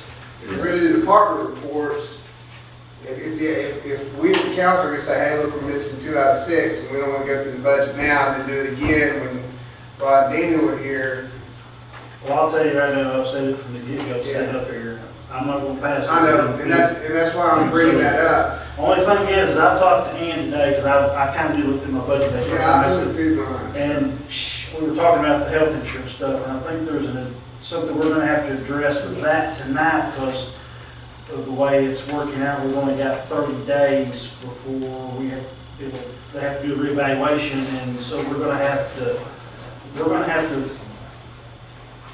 We have to address the health insurance. Yes. Do y'all want to go through the department reports and then talk about this budget? Or do you want to I personally, I mean, I would just think, I'd we're forego. going to the department reports. Is that everybody's feelings out there, department heads? You got mine. Okay. And what I'm saying is, we can just go ahead and. I get you back to the water. I'll be ready to talk. You'd like to take a 5-minute break and then jump into the budget? You want to adjourn the council meeting?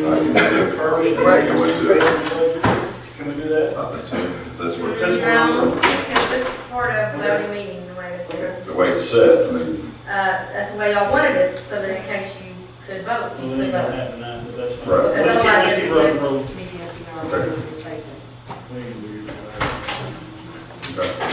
Yeah, I'd say just, because this, you're going to go into the budget and forego the regular reports anyway, so I'm right. Forego that. okay, we want to adjourn today, but we will take, I think we can take a break without adjourning, can we?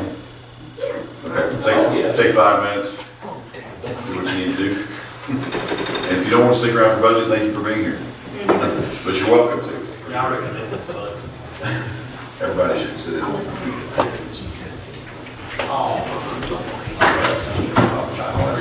Where are you going, Joe? Yeah, stand up. Christmas shoes.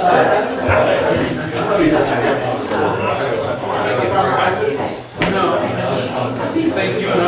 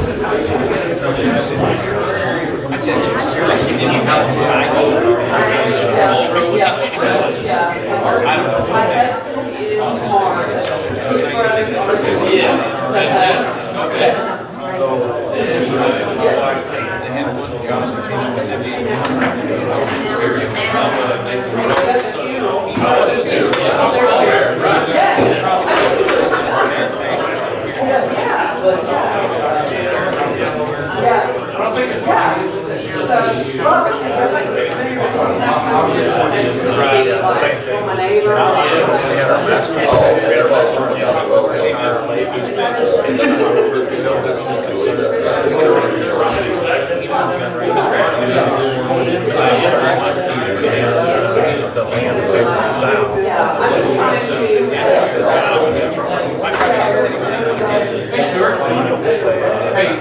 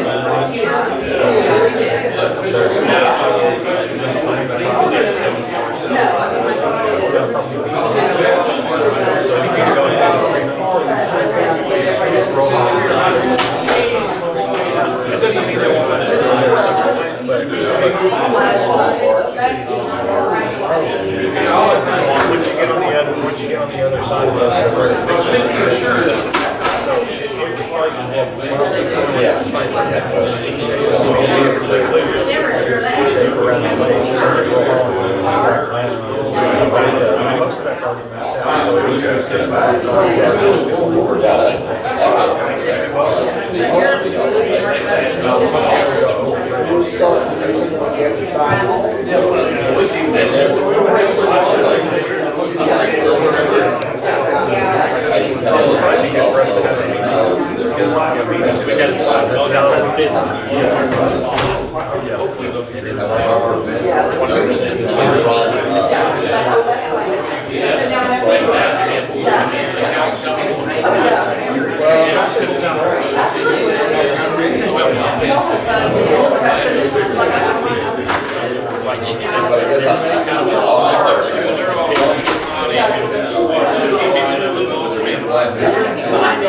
Luckily, everybody's happy.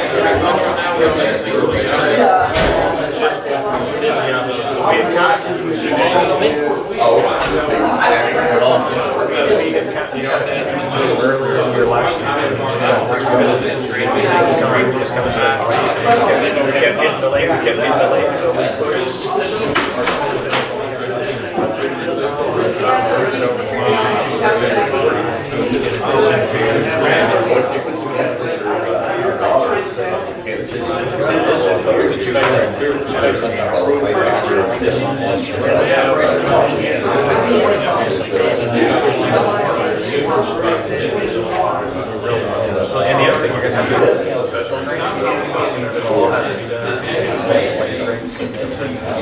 not gonna be cheap.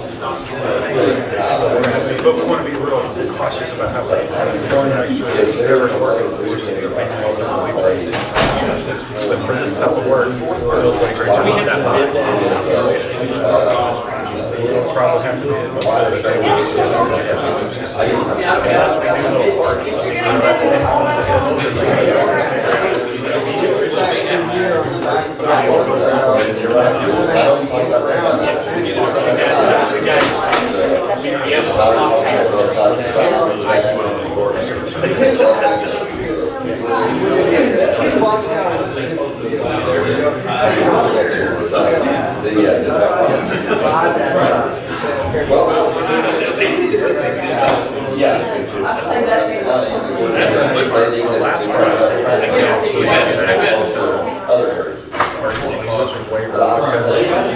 There's not that many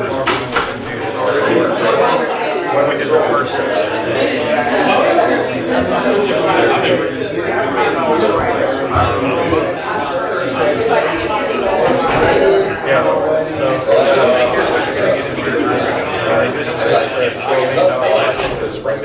and there's $38 million worth of work. A lot of it's for infrastructure, so how are we going to give them? There are 34 other groups. And we can go look at some of their trails.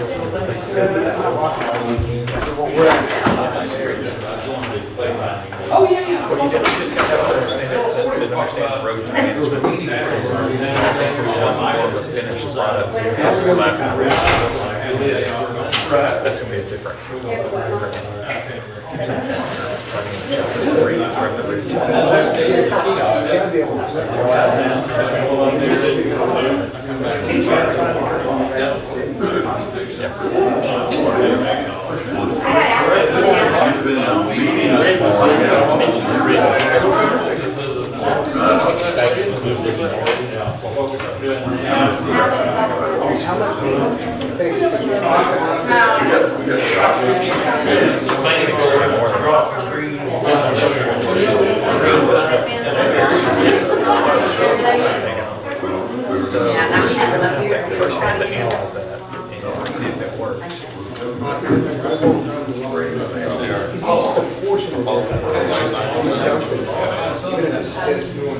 Yeah, but we won't be able to, we'll have to do these. You might not exactly what we work, but we'll be able to take this and do a separate project.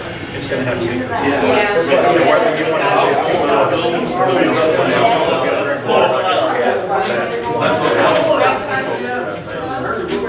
start doing a different project. This stage, You want to come next one, work to be on the side for the Okay, so area. that tall lady. Y'all steal her. She said, that's why I had to stop here. Remember when she was my brother? Would be like that. She was putting the trail down my backyard. Yeah. Well, I think that's time they're spending all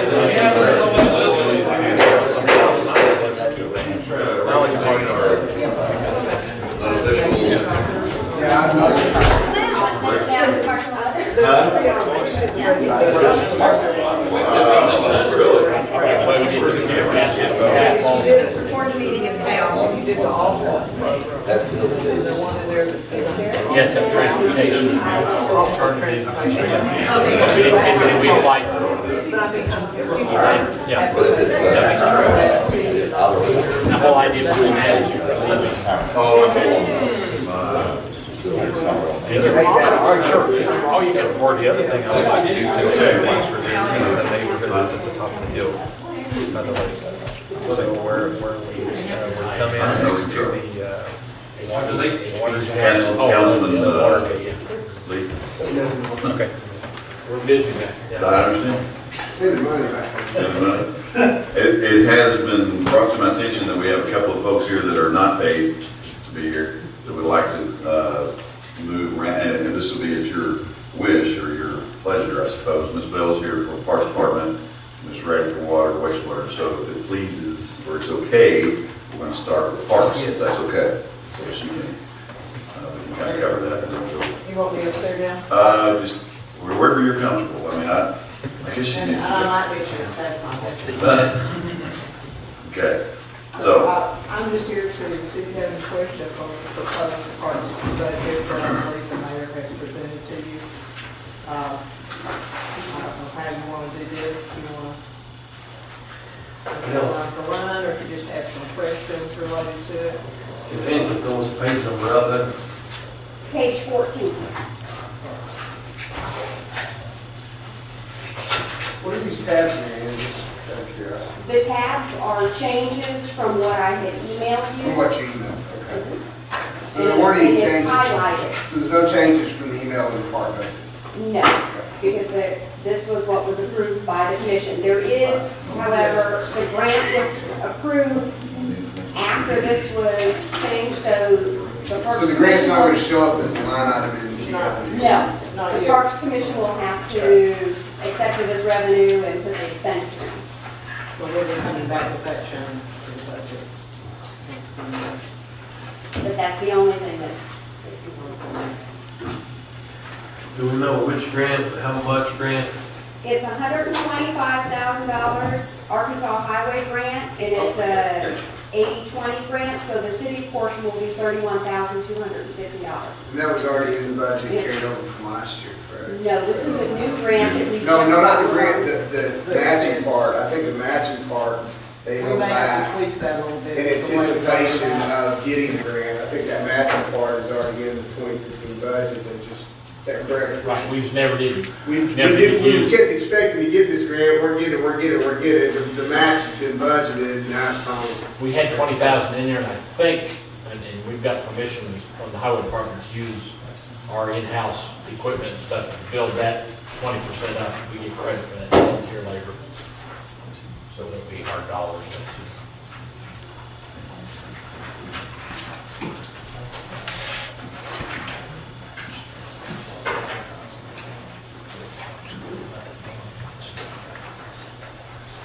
Shannon, I have a question. I noticed in a couple other bills too, we won't address all of them. On this sidewalk, it's Hadley Park, on the sidewalk fund deal, I noticed it was on my other budget, had it. It says the city use and tax, parks owes the sidewalk fund $12,500. What is that? That was from 2000,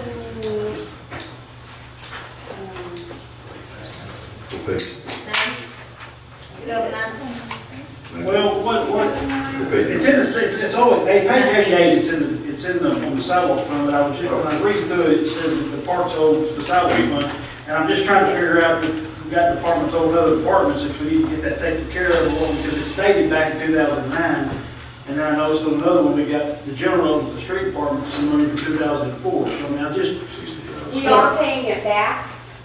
This is being paid back at $3,125 a year, and 2016 will be the last year, and it will all be paid. Okay. The general fund with the street department is $60,000, and that'll be paid off in, I believe it's.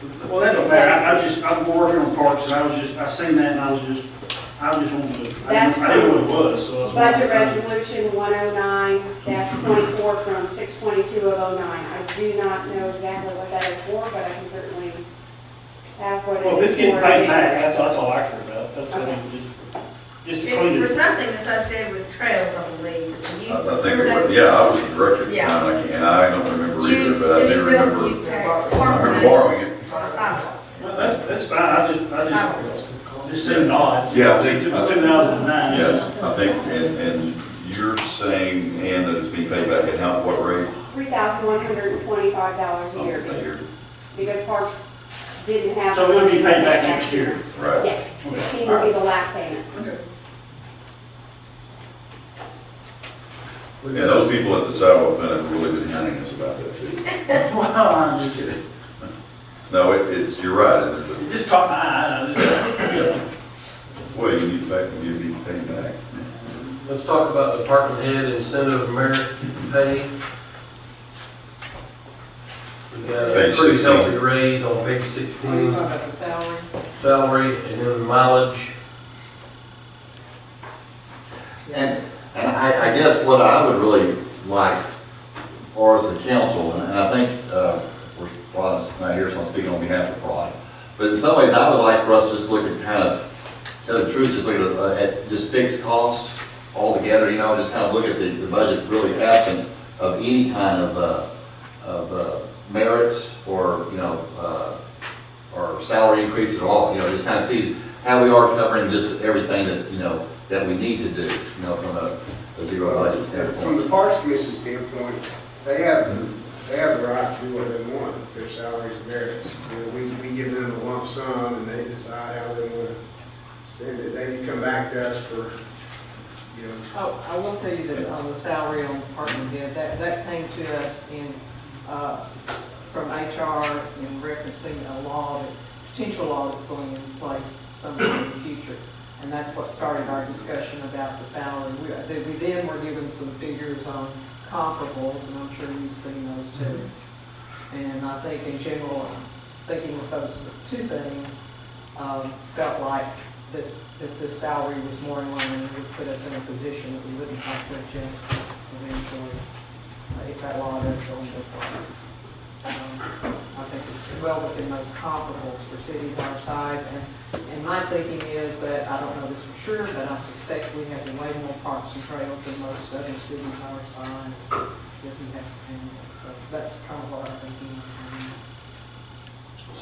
To be honest with you, I can live with all that, but I just assume strike the 2,400 for mileage. I don't understand what we're paying mileage for. The reason that came up, and correct me if I'm wrong, Richard, but Richard opted to use his own vehicle rather than the existing truck that we have for parks, and to give that vehicle, which we were in need of a new one, give that one on to the other workers and utilize his own vehicle. So then we started talking about mileage, and that's how that came about. And that was gonna save us having to purchase a new truck this year for Right. the cruise. This may be a good time or not a good time. I wanted to say before we got started on any department, but I want to remind council, and not as a bad thing, but I just want to say that what you have in front of you is a balanced budget. Just because that's what I was asked to present, I say myself, obviously a lot of work has gone into this through all department heads and everybody. So what you're looking at is indeed a balanced budget. It is at your pleasure to do with it what you want. So you know, everything that's in there is. We just always get hit with the why are they getting a raise, why am I not? Sure. Every year. I just wondered why they're giving a pretty good raise there. Sure. Yeah, you have the right to. Yeah, what's our liability on his personal vehicle for the city? The same thing, Sonny Bell's doing the same thing right now you're doing currently. He gets paid for mileage. Right, Only that's when good, I go out of town. Huh? Only when I go out of town. but you're getting an allowance, so, No, it's built into his salary, okay, got it. and it's also built into the city clerk's salary. Well, I guess when you're saying that the crews are going to, you need another vehicle for crews or not, I mean, how's that broken down there, I guess? Because I was just thinking it was, the two fellows, that you have, and, they're full-time. Right, one of the trucks wore out, and my idea was to give the green truck that stays parked most of the time, let the crew have that and turn it into the work, one of the daily work trucks.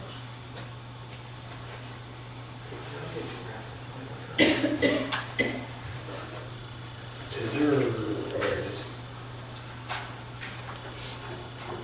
so there's no purchase of a vehicle in, No. So that $5,424 is including the 2,400. Correct.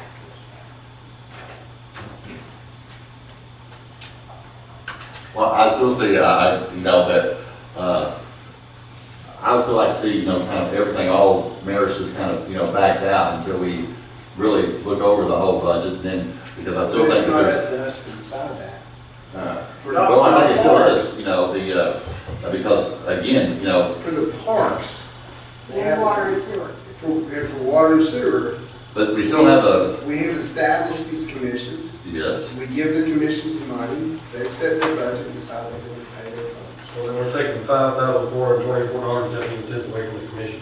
You can do that, and then they would have to take it somewhere else, and they would pay less. They This is create a- the budget, Doc. I stand for saying, when it's presented to us, it's also our job to. Yeah, to vet it and ask questions, I agree, but I don't think we can take out all the merit raises because it's not within our, we can do it for the streets, we can do it for the general employees, we can do it Well, for. here's the deal, Doc. Unfortunately, if they're in there, the budget doesn't get passed, then we have complete chaos. Well, no, I mean, you I can mean, argue, yeah. I'm just saying, I don't think you can, we don't have the legal discretion to pull it out from the water.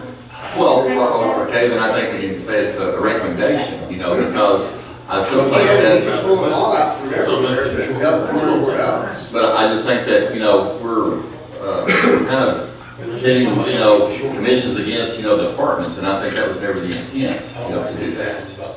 And, I think that, the commissions would also want to work with the city in saying that all salaries are, on a comparable nature, and that not one, department head is given, preference over another department head just because they are, in a commission versus, a city. I'm not saying we shouldn't argue that point, I'm just saying that I don't think my area to raise budget with that pulled out. We can pull it out in the other areas, but we can pull it out. What's the liability on Sonny's car? As far as the city goes, since we're talking about they're all the same. Or my car, for that Or your matter, car, we're right. all the same way, it's our liability, it's personal. As is the city, I carry 100, 300,000 insurance just for that reason. I'm just wanting to make sure the city's not responsible for any, if it happens to kill all. If they are on city business through our court agency, they are covered. Can you answer? No. It's, we're insured, and market's So we're providing a little mileage in their salaries so they can take their personal vehicles on a trip or use them around town. Back for to the that matter. bank, them going to inspection. Water plants, whatever, it could be anything really. And if, while they're on duty, if somebody hits them, then we have to pay or if they have a wreck, or then the city's responsible. Yes. Well, not that I know of, are they? No, we're just hitting the Teresa has mileage. told me yes. Real, who did? Teresa. I mean, we've got this whole tort immunity as far as the backhoe running over some lady's door, and it's okay. But I was wondering why if in his Ford, he hits, swipes somebody at Ford, Maine, and Gary, then we have to pay for that while he's on the city time. It was in both insurances, individual and the cities. And then I'm just talking, and I understand if he was in a city vehicle, we'd be responsible too, but now to get his car repaired, does he have to pay for repair of his personal car also? No, I pay for that out of my insurance. So we were trying, our idea was to save about $20,000 not having provided for Well, I'm just trying to say, well, I better have to replace your car if you crash it on company time. And it's a Toyota, not a Ford. I mean, that's obviously something Mr. Hammond get along with. I've never even thought about it until it's just literally the mileage and all that is involved, and so we're, especially when we have cars provided for these departments that, you know. Exactly. Just because the city pays mileage to someone doesn't mean that their car is all of a sudden a liability to the city. It's just part of the salary, you know? I mean, just because you give me some of my salary, you're not responsible for my house after all that I pay for, you know what I mean? But we're including some of your mileage involved in your pay, and Yeah, but I would be my personal business no matter what, every week. You're thinking there's a tie because you're supplying mileage. I'm just wondering, I mean, Yeah, I'm not against providing the mileage for somebody driving a personal car, but I'm just saying down the road, I hate for. Mike is supposed to be back, supposedly. Maybe you'll answer that question. I don't know. You know, I just assume you just give him the 5,400 and scratch out the 2,100 mileage, just save us from some legalese down the road. Well, the reason why we put that in there, so in history, we would know that that's in there. But we ran across that problem with planning director's salary, and it would be with my salary, if we weren't reminded of it somewhere. Well, It goes by wayside, and then If you go 4 years down the by, road, 4 years down the road, somebody says, let's give them mileage. Well, it's already in there, but no one knows. or if you go back and buy a vehicle at some point, And he's getting back some mileage then in. you may want to pull that out because then you get out of it. So one of the questions I had was, there's capital improvement for Bell Park signage, 20,000 budgeted. There's also a projected $20,000 donation to cover grant. Okay, so that's where, because the city sales and use tax, Bell Park now should be flush for 2016, so there's an opportunity to take that money from YouTube for signage, if there's a donation, great. Yes, there would be a donation to cover that signage that we're projecting. That's on And the Bell Park Fund is flush because of the payoff of Yeah.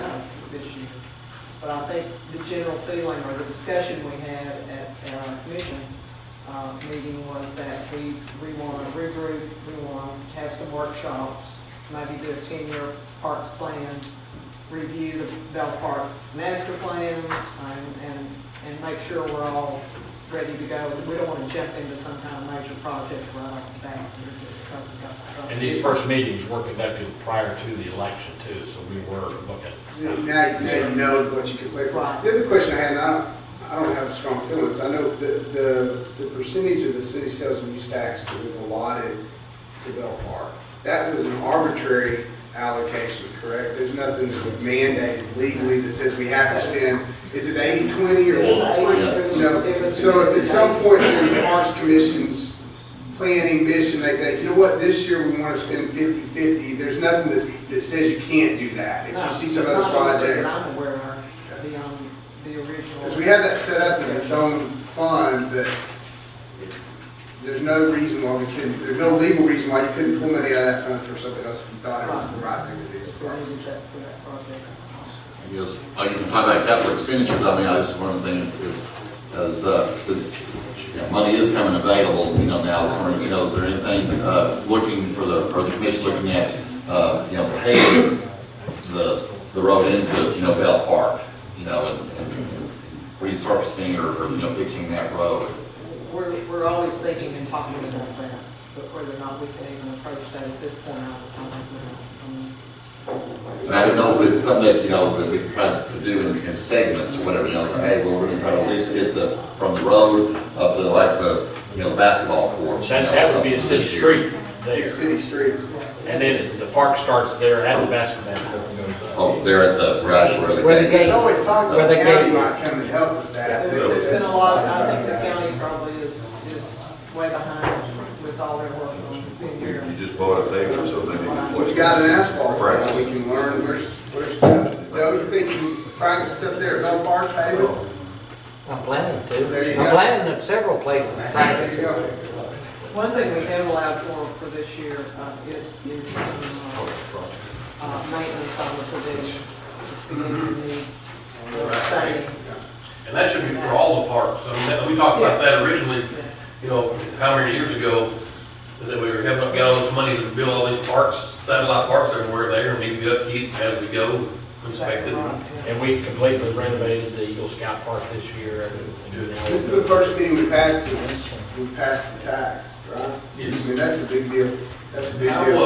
how about as far as, are y'all, the walking trail, you know, there were some areas over there, like right across the creek from, by the strip pit, Boy's little strip mine deal, and then behind the Chinese. Bulldog, Auto Park. Yeah, there's one little rift there, if you can believe it's actually walking. There's a little rift there that at one point, I don't know if it's been repaired or how long it's been. I don't know if anybody knows what I'm talking about. It's about I always talk about maintenance on the park. I know what you're talking about. Is it paved? It's on the asphalt. It had collapsed or something. Right, yeah. The other patch, patch Zachary Park. Past that. Yeah, it's part. past that. I think it got water underneath it or something. It started We coming. were just talking about the rig, we're just kind of PM and stuff, things maintenance stuff. And if you look at our maintenance, and Cindy may talk to this, but we put more money into the maintenance, so that we go back, fall back and fix what we have instead of getting too far ahead of ourselves on this construction. Well, that's good, that's great. I guess, on your, on page 16, where you're talking about professional fees, there's 7,000, what does that entail? That's our monitoring for our alarm system, fire alarm, and intrusion alarms, cameras up there at Bell Park, and we'd like to add a couple cameras to that to enhance. We've had some instances up there where we would have benefited from having additional cameras. We'd like to add that. But there's a monthly monitoring fee that goes for that also. Where is that? Page 17. Page 17. Oh, it's at page 16, I'm sorry. We have a contract with one source, and they call us every time the alarms are tampered with up there. And that gave Stewart fire protection up there too. The other thing that I was just kind of still addressing, just to help, I think Richard out and, his two fellows and everything, I know that you have, 3 employees at 18 weeks, 28 hours and stuff. I'm still in favor of trying to, add, part-time, I mean, 'cause I know we're expanding our, the trail, we're adding, parks in there and stuff. I would like to see that, I'm thinking, that extended to, 24 weeks, because I'm thinking really, grass starts growing, from, April to, really on into October. I'm thinking, we need really, maybe 24 weeks. And I'd rather see us kind of be, adding on, on a part-time basis, as opposed to trying to, right now add on a third employee that, that we're going to keep on, with benefits and. But we haven't added on. Well, no, I'm just trying to, that's why I said I'd rather kind of still do that, to help you out, is to give you more, I guess, part-time personnel. We added full-time. weeks for what you guys normally fund for us. This is an addition in this budget here, and adding that third person. They just run out of work completely, as soon as the grass dies, there's not enough for 3 or 4 part-time employees at that point. And it takes a full-time city employee to be with them. We can't bring in a part-timer and just turn them loose.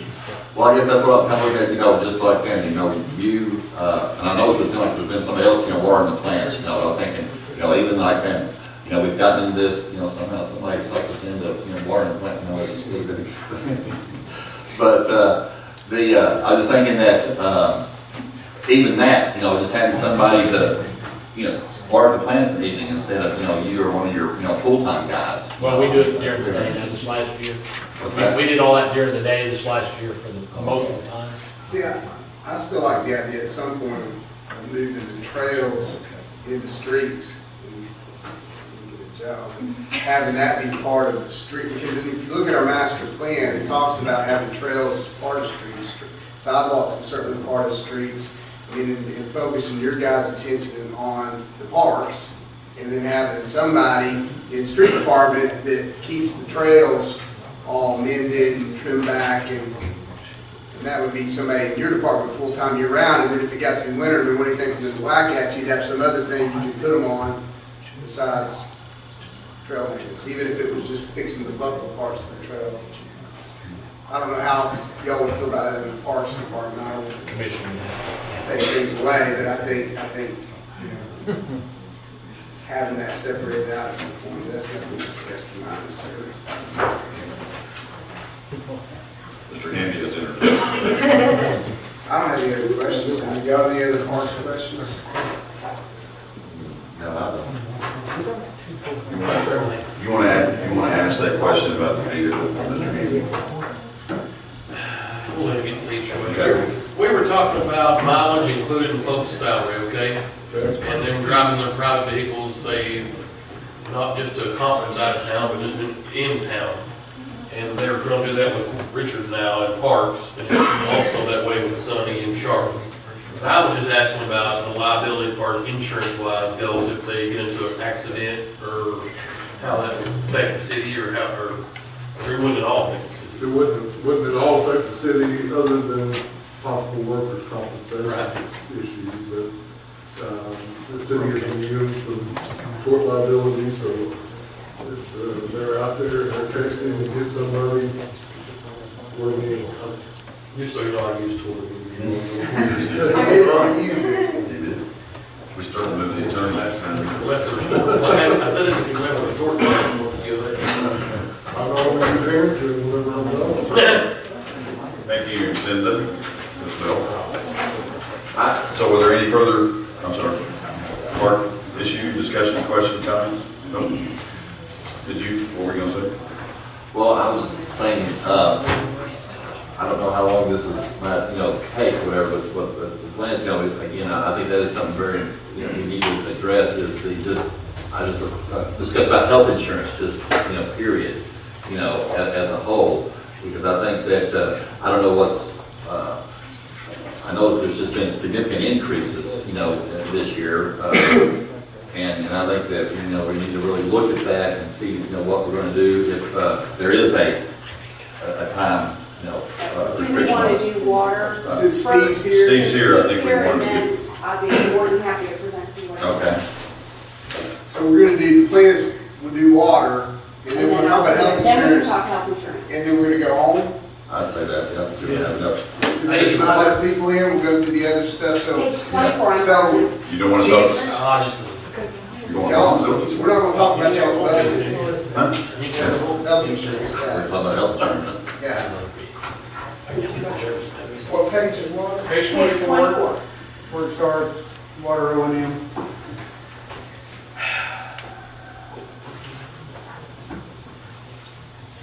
What's been, Steve, anything?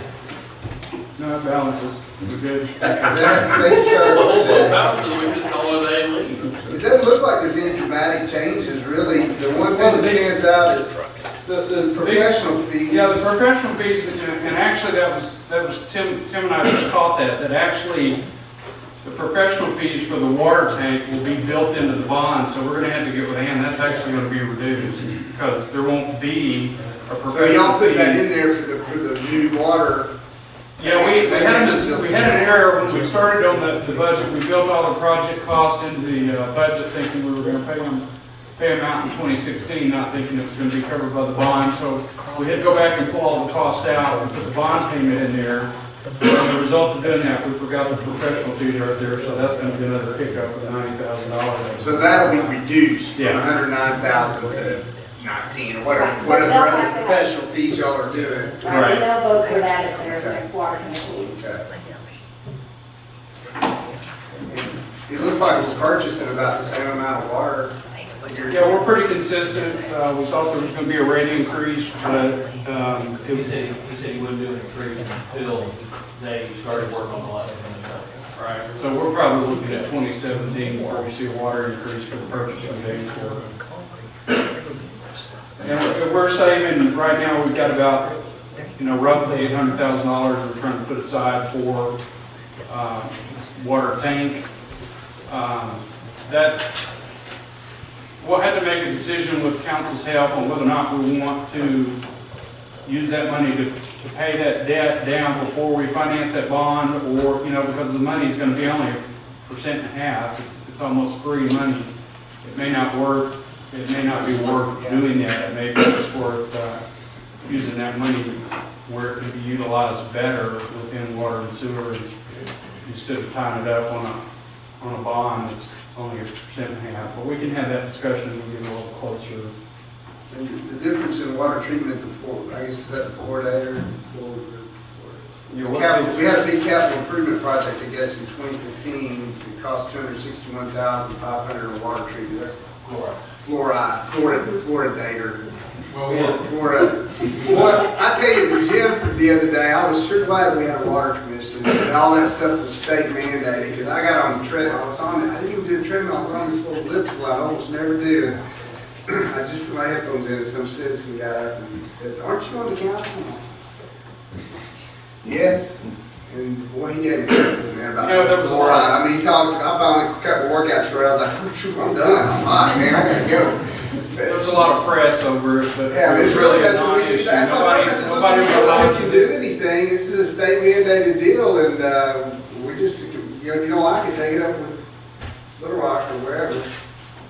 Okay, but that's what that was. We are watching our chemicals, 65-200 here on page 24. We're watching our chemical supplies, so Greg's trying to make sure that we stated that number. You know, we may have to adjust that out as we go through the budget season, because he's got some unknowns related to removing manganese from the water, so I'm not going to get too You're going to be a scientist soon.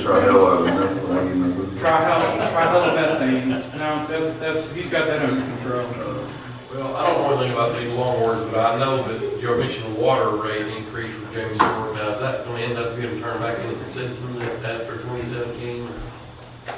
We could, Jim, but it's not going to be a significant increase. It's only going to be a small increase. It'll probably be a 5% increase, and we raised our water rates. I think we're pretty good. I don't see us going back to the citizens to ask for a rate increase. And I just want to make sure we can absorb whatever they. We can. We got a third rate increase in my tenure. And you know, we talked about sewer. We talked about a sewer increase because they got skipped, but it's not.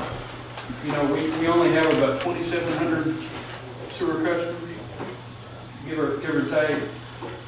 It's less than our water tap. And when you try to look at the increase, it's not significant enough to help our budget, help anything.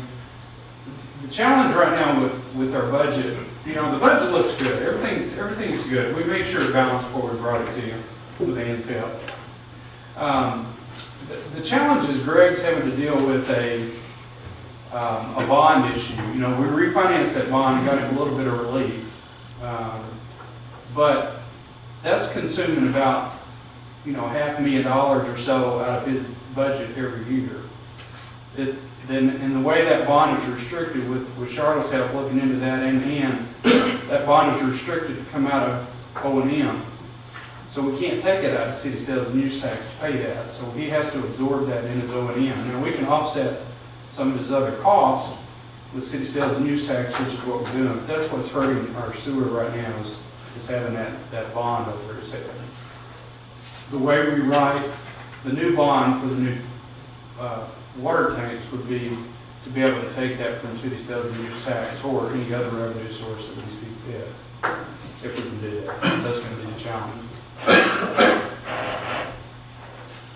And I guess just, did really good, I guess, on, your maintenance and stuff. I just was like saying that, the maintenance and repair of pumps, maintenance repair on equipment, it seemed like it was running lower than what y'all had budgeted, and I didn't know if y'all, is there something that, it was just a good year, or, is there something foreseen that, did y'all have y'all kind of sandbagging for 2016, or it was just a good year? Got 28 pumps, 2 of them did break, one was 7,000, one was 5,000.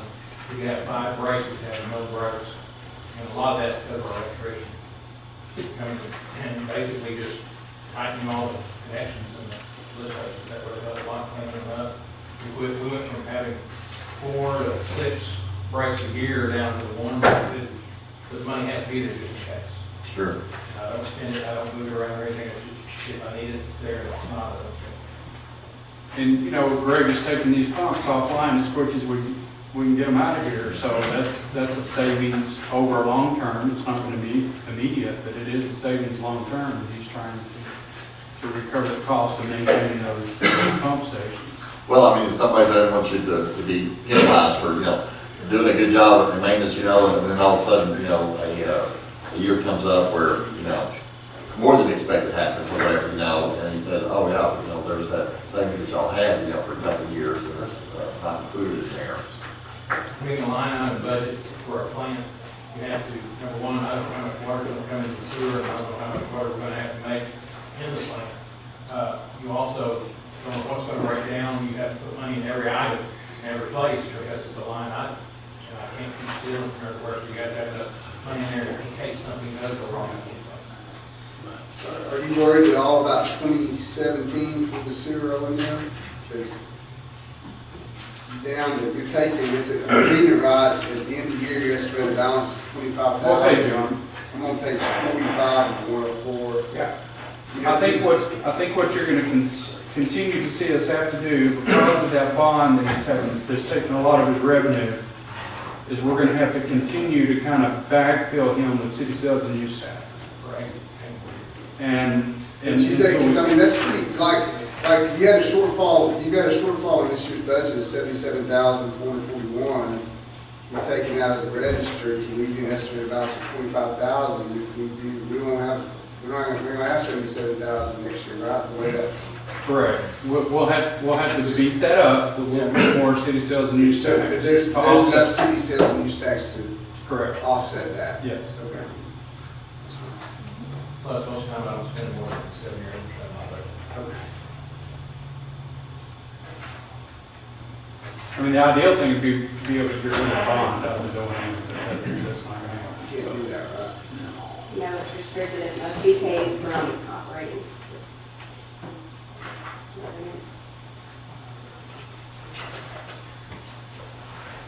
Any other specific questions? Well, again, I mentioned, I guess with parks, and I appreciate y'all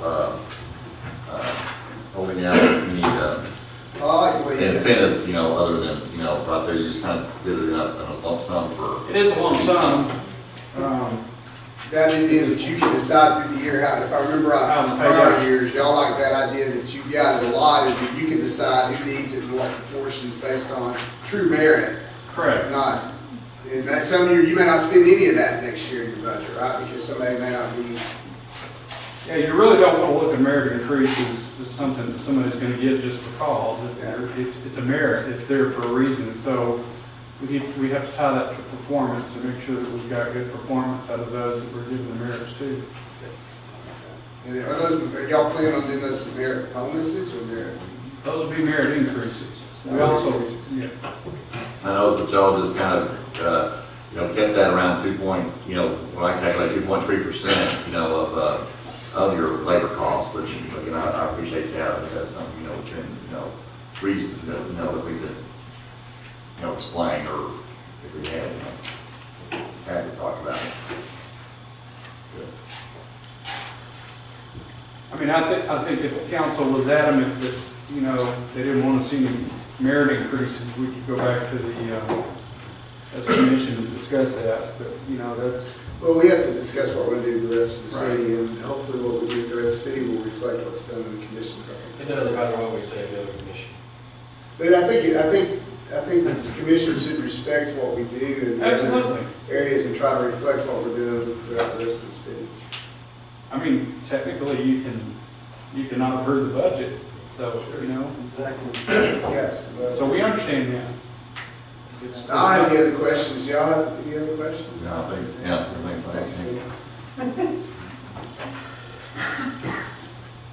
All right, thank you. Thank you, Steve. And you want to address the insurance? That sounds like what council.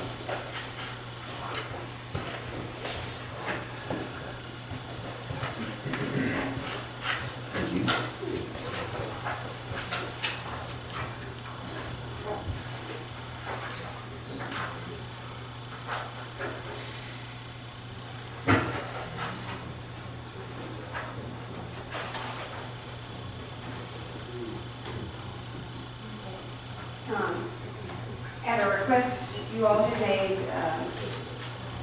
last year, you asked that we shop around for insurance.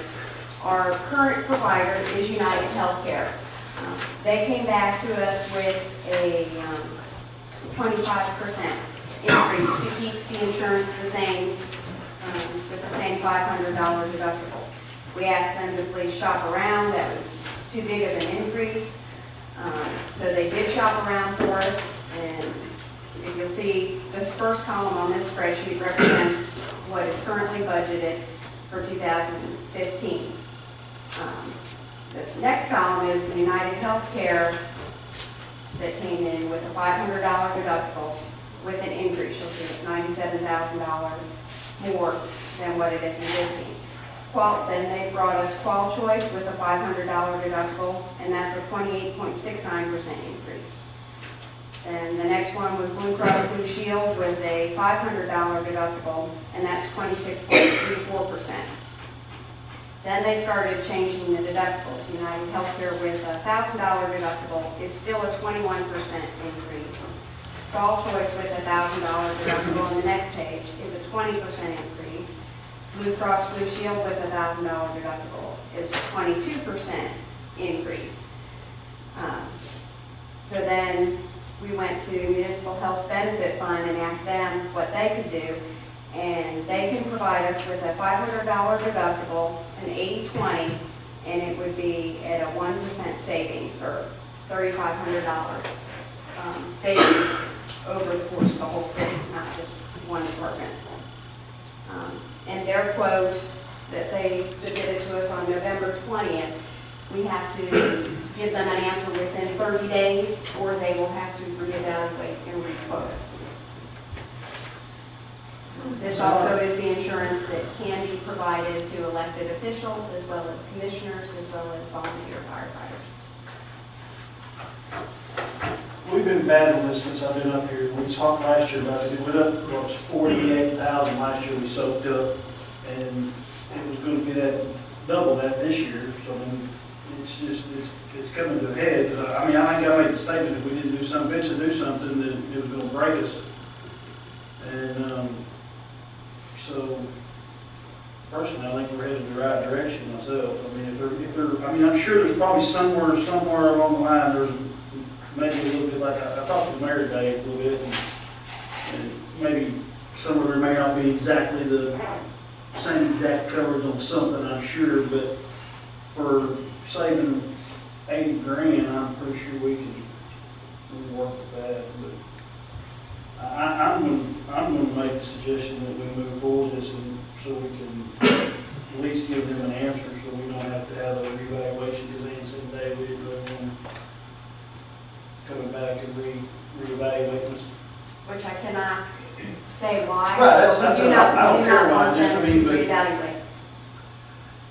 I mean, we have, obviously, and I've preached this more than once probably tonight, our job up here is to make sure we take care of the money that the taxpayers are allowing us to spend on the city. So if I leave here saying, well, we're going to spend this 25% increase, and then there's going to be somebody in town, I can guarantee, going to say, well, how come they didn't get a 1% savings? You're an idiot. So now, the only way I can defend somebody calling me an idiot there is the fact that our employees don't like that. So I know there's been something before with this municipal health that the employees didn't like, and I think kind of what you were just talking about. Somebody better persuade me real quick. That has changed over, maybe over, I know Ann came too, and Carlos here, or not Carlos, it was you, and that had a situation that they didn't pay for. I had two situations. One, they did not pay for my child's immunizations, even though we called them and asked them, and then I got a bill for over $400. I worked on the health department, and they now told me over the phone they would pay for it, and then they did not cover the mammogram. I had to pay over $300 for that. But they do now. But according to what they've given us, those are covered. Because of the Affordable Care Act, it's changed coverage and made more equal. You're right, somebody said, I think Lance said, there's liable to be along the way, along the path, 6 months from now, next week, whatever, year, that we find something, somebody within the city, not only their dependents could run across an issue, but I will tell you that every city that we've talked to, mayors, every representative that have municipal health benefit, I'm trying to say it right, fund, thank you, are pleased with it. Now, will we be pleased? We won't know until we do it, I think. The employees as a whole, and I'm not trying to speak for everybody because I can't, the issues that I'm aware of, that I heard of, that weren't covered and those things, what we're learning, what we know by being told or on paper, that those are no longer an issue now. Could there be something? Absolutely. There's no guarantee that paying the 20, well, This is the only affordable option to keep a Yeah, you're doing $500. I agree with, Otherwise, you're talking $2,500 deductible. yeah, with Lance, to me, it's just gonna be a compounding issue every year. It's gonna outrun us eventually. well, you're talking 80 grand increase and increase. Now, you're talking about employees not being happy. Going from a $500 deductible to a $2,500 deductible is not gonna make very many people happy. And then not being able to keep the employees on because their insurance is so bad. That's they're on the correct. street. But- Definitely won't be happy with that. But on the other side of that, when you look out there in the corporate world, I mean, that's where I'm at. You know, our, deductible is increasing every year in order to try to keep, our premiums, Right, but I was just addressing what he said about employees' satisfaction being happy. We have an option of saving, and it's only $3,500. But if you can save $3,500 and keep it $500, it seems like a very big. Well, I've visited with a lot of folks about some of this stuff from different places, and they're like, you guys have got Cadillac of Sure. insurance right now. I mean, you're for the, for the employees, so you don't hear that anywhere else. Right, period, yeah. so. That's a fact, and when we, And that costs, there's a price to that. Right, you know, there's a cost. And I'm not looking to give something bad, but I'm just saying over a period of time, you just can't keep. the world has changed, the world of insurance has changed, and I can never remember the gentleman's name, Sean, that came and explained all of it. It was like, man, you guys have had it great for so long, and he's just echoing what you're saying. And we were anxious. I know Kristen, I bugged Kristen 7 times a day, waiting on municipal health to call back. We just made a phone call and said, hey, what can you do? And we were all in shock, to be honest with you. I don't know why that was when I saw it.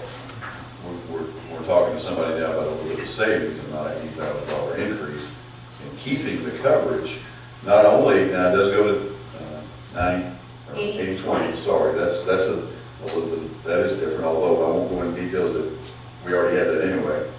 So But the copay is going to be 20 instead of the 25. payments, the co-payments are actually less to individuals, to our workers.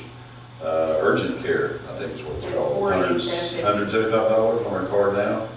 70. 75, that'll drop down. So there's, not only are we saving a little money, if you decide to go with this, not only are we saving $3,500, not only do we get to keep our everybody gets to keep their deductible, which is unheard of, that 500 is unheard of, and a little bit of savings. To me, it's worth the doing to see, heaven forbid if Greg ran across some issue that doesn't pay. But I think talking to all these mayors and people that have this municipal health, we would have heard something. We used to be on this insurance. That's Right. what we had when I first started here in 1990. We have it on it for about 3 I years think, or so. Carl, I pointed at you, didn't you have an issue maybe with a pump or something that they didn't cover with municipal? Huh? Oh, with the one now, okay. So even what we have, you had issues. Last time we went through this, there was an uproar, right? We had folks out here in the audience mad at us, we were gonna change the insurance. I mean, to me, I'm leaning on you, Mayor, as the administrator of these employees to give us an idea of where they're at. If you're telling me they're okay with this, the majority of them, you feel like, I mean, obviously from a dollars and cents standpoint, it makes sense. If you're telling them to go with this, we're gonna have a bunch of folks quit work, and a big strike, and a whole lot, well, we have to sit down and talk about it again. But I mean, it seems like a pretty straightforward financial issue. If you're relying on me, my answer is try it. Because the least expensive of the other options would be to go to a $2,500 deductible with United Healthcare, and it would be 10% increase over what we've. I can promise you the other one would be the first one that had to pay $25. And again, I'm not saying that that's not the real world, but so far, with municipal league, yes, sir. I have United. I pay $3,000 per person, 6,000 family max. Yeah, and we didn't even discuss the max going up too, that you didn't include, or we didn't mention that, but that was, No. all that stair stepped up too, so. But the guy that makes $10-12 an hour, to meet a $2,500 deductible, and then that $6,000 max, that's tough. I'm stepping out on that limb of saying this $500 deductible, holding on to that with a $3,500 savings to the city is I'm hoping I'm making the right suggestion. So do we have to act on that tonight as a city, or? Well, our current policy is through December 31st, so So as long yes. as we pass a budget before December 30th. Well, we have to make a decision by December 20th. We have to know, before December So- 20th, we have to notify municipal health benefit. So how do if we, go as with a, that. how do we make that decision as a council? Mike, can that be split from not passing the budget yet and making a decision It's later? kind of like keeping, just paying the regular bills, we can, as a council, we should be able to So say, we we need should an pay ordinance, this. I mean, resolution to that effect, or? Just need a verbal motion, have it in your minutes. It sounds like it's, I mean, budget-wise, it's gonna be neutral. I mean, that's gonna be 100%. That's what, I make a motion, we go with the municipal league injury. With the cost savings of the, Would it be added to the agenda since we're still in actual meeting? This whole deal? Like, No, wait, motion, Holton? We took a 5 hour, took a break, we never adjourned. Okay, We continued with a lot of visiting. yes, you can, as long as you're still in the meeting, you can address that. Do we need to add to the budget first, or?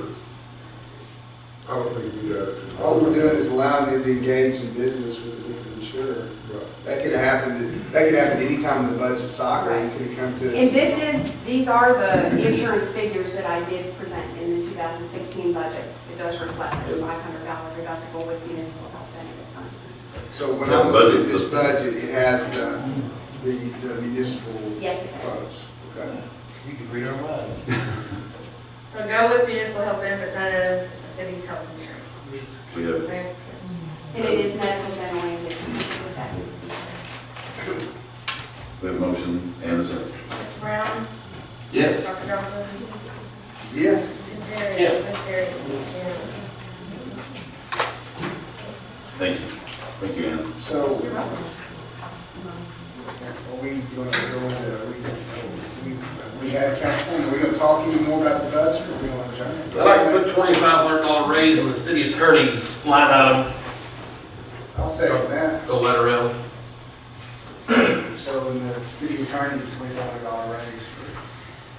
Put that in the I'm budget. sure cities of comparable size probably have a city attorney getting paid about 70 grand, so I figure we can go about 33 and change for all that. Yeah, I would still like to just wait until we look at all budgets and discuss all things that come up. I know we said that this is a balanced budget and stuff. I feel like there might be some things that, the other two council might have to say they want the city to consider or whatever, But I still think that we need to look at all the really needs of the city, make sure that those are all met. I think as much work as the city attorney does is probably a need. Well, we're not going to pass it yet, we're going to break it down and discuss it a ton. All he's really asking is, like what Daniel said, you emailed it to us, we're giving you things that aren't in it that we'd like, then we'll hash it out, right? It's a suggestion made, you can, I mean. See if we have money somewhere for it. Mike, expound, go ahead. What do you guys? No, you, nope. Okay, when they're discussing budget, and one wants a change and like others don't, how is that handled? How does the finance director handle that? I mean, you wouldn't want to vote on every single. Kind of like whenever we discuss ordinances, and I get half of the council one way and half the other. I would present the budget maybe two different ways. You're gonna have to come to a consensus. It normally gets hashed out to it. Yeah, normally it's passed out, somebody will say, I'm not gonna vote for the budget if that's in there. Right. So are you asking me to remove all their incentives with the exception of parks and water because they are under commission and I would present like- two copies, one copy with and one copy without? Yeah, I don't care about that. I want to see it, whether we pass it or not with it.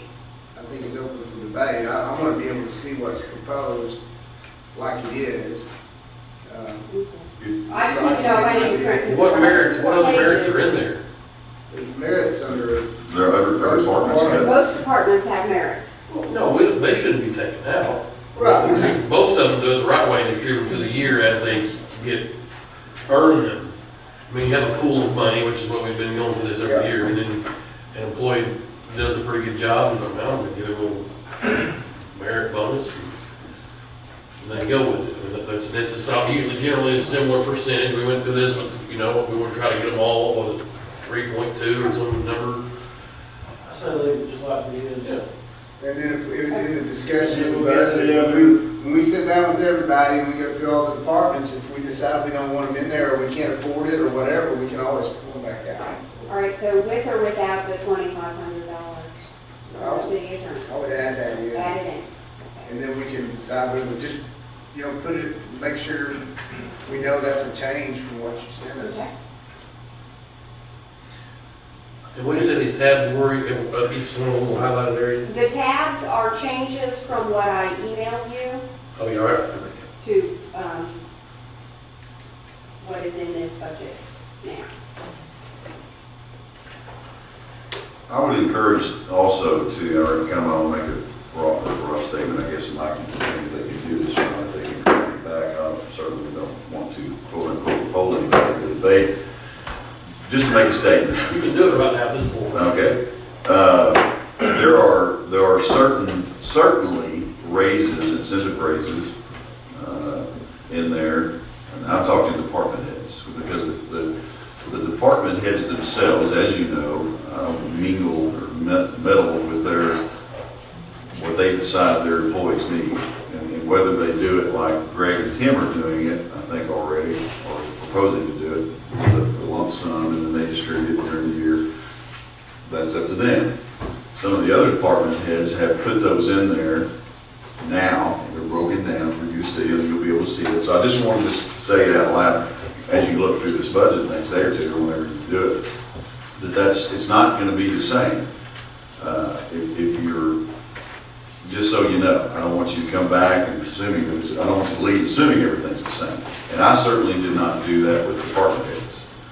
What I did with department heads was to evaluate on my own, and then also take into consideration what the information I got back from commission chairman or chairperson in one case, or policy board personnel, fire department. So I wanted to hear from all those folks, mix it with my thoughts and my feelings on department head, and then assign, if you will, if that's what you want to call it, raises back to those department heads. So when you look at that, don't expect right off the bat to be 2.5%, 3% across the board. It's not. It's far from it. Now, and I would welcome it, and obviously you're going to come back with your questions for me. With certain department heads that I recommended this and why I did it. There's going to be, hopefully that's a good open discussion for everybody to talk about. So just wanted to make that statement that that's, as I was encouraged to be, this is actually my second budget, I guess, but to do that, I think that's important to know that I'm looking at it across, not general, not every department acts is the same, not every department head is the same. And some of them were put into situations as they were hired by another administration that I'm dealing with or trying to figure out how to fix that or I'm not, I guess fix it's a good way to put it, or not fix it. So anyway, does that make sense? Okay. When do we want to try to meet again to talk about the budget? I mean, I guess the two people that aren't here, depends a little bit on them, but we could get ourselves a date. I just love to pass this budget before the first of the year. Sure would be nice. I can meet next Monday or Tuesday. Monday would probably be my preference. Monday is a planning commission meeting, I don't know if you want to go to your, Well, I mean, I'm gonna be at both meetings. what time's the planning commission? 6. It's gonna be a pretty extensive meeting for things. Tuesday, actually, I'm wrong, I have to work Tuesday. I can do it Wednesday, the 16th. Wednesday, Thursday, the 17th. Monday, the 21st. Mayor, if we need to, on the planning commission, I mean, or the council, if it's, you can probably let us use the green art. Meet over at, police department, sit over here. Yeah, what do y'all think, what do y'all want to try? I'm out on Tuesday. Do what? Tuesday's no good for me. What about next Monday? That all pending, Rod and Daniel being able to come, because I don't want the four of us showing up again and not having a full group of us. Is it a study session or a vote? No, I'd say we have a meeting so that we can pass the thing if we decide. I won't be able to be there recording, I only have one recording device, she has one for us, and then we've got that camera. But I've only got this one that I do my minutes off of, so I mean, there's 2 meetings going on that I'm gonna be at recording. Just, this one obviously is probably more important than playing, but it's important as well. Wait a minute, you said the 15th is one? So 14, Tuesday's out for my house, but 14. Monday the 14th. What about Monday would be fine if she can do the, have the recording. how much, we can just get us a resolution by another one of the little digital, can't be more than $100. I need to record that. Right. It's not the only We've got time, it in office supplies. it's not the only time that we come up with the need for 2 recording devices. I mean, it's not the lack of a small piece of technology. Right, $30. I would say, and this is not a huge, it's a Christmas party, Mr. Grimes, I don't know if the Is party. that night? You guys, I'm not trying to invite you to the party, but I'm not opposed to it. I don't, yeah, that's the 14th. Again, What about the that's 16th? weird. It won't be here long. I'll go the 16th myself. What about the 16th? What about Wednesday the 16th? Wednesday's great for me. Tuesday's just out. When is that? 14th or 16th? Party. It's 14. Yeah, but Monday. now it's Wednesday and 16. Maybe you weren't going. It is the 16th, Charles. I'm sitting there. Yeah. No, it's Gary Grimes. Oh, okay. Maybe Our party. Wednesday? Wednesday's great. Wednesday? Yes. Wednesday? Jim, would Wednesday be okay? Okay. So, Charlotte or whoever, Yes. could y'all check with Ron, Daniel, and see if we could do the 16th? You want me to step out, call him? Well, we can 5. text him, but I ain't gonna invite him right What time? Hey, they're not here to now. vote. What time, how early? I'll make arrangements, whatever. I mean, I was gonna tell you like these guys, I don't want to be out here at midnight. earlier the better, I'd say. I don't know how early or I'm getting soft in all day. Get down here. Usually. How early's my rest? Now you cranky. 6 or Obviously, that's a church night, so we get it factored in. I want to get here.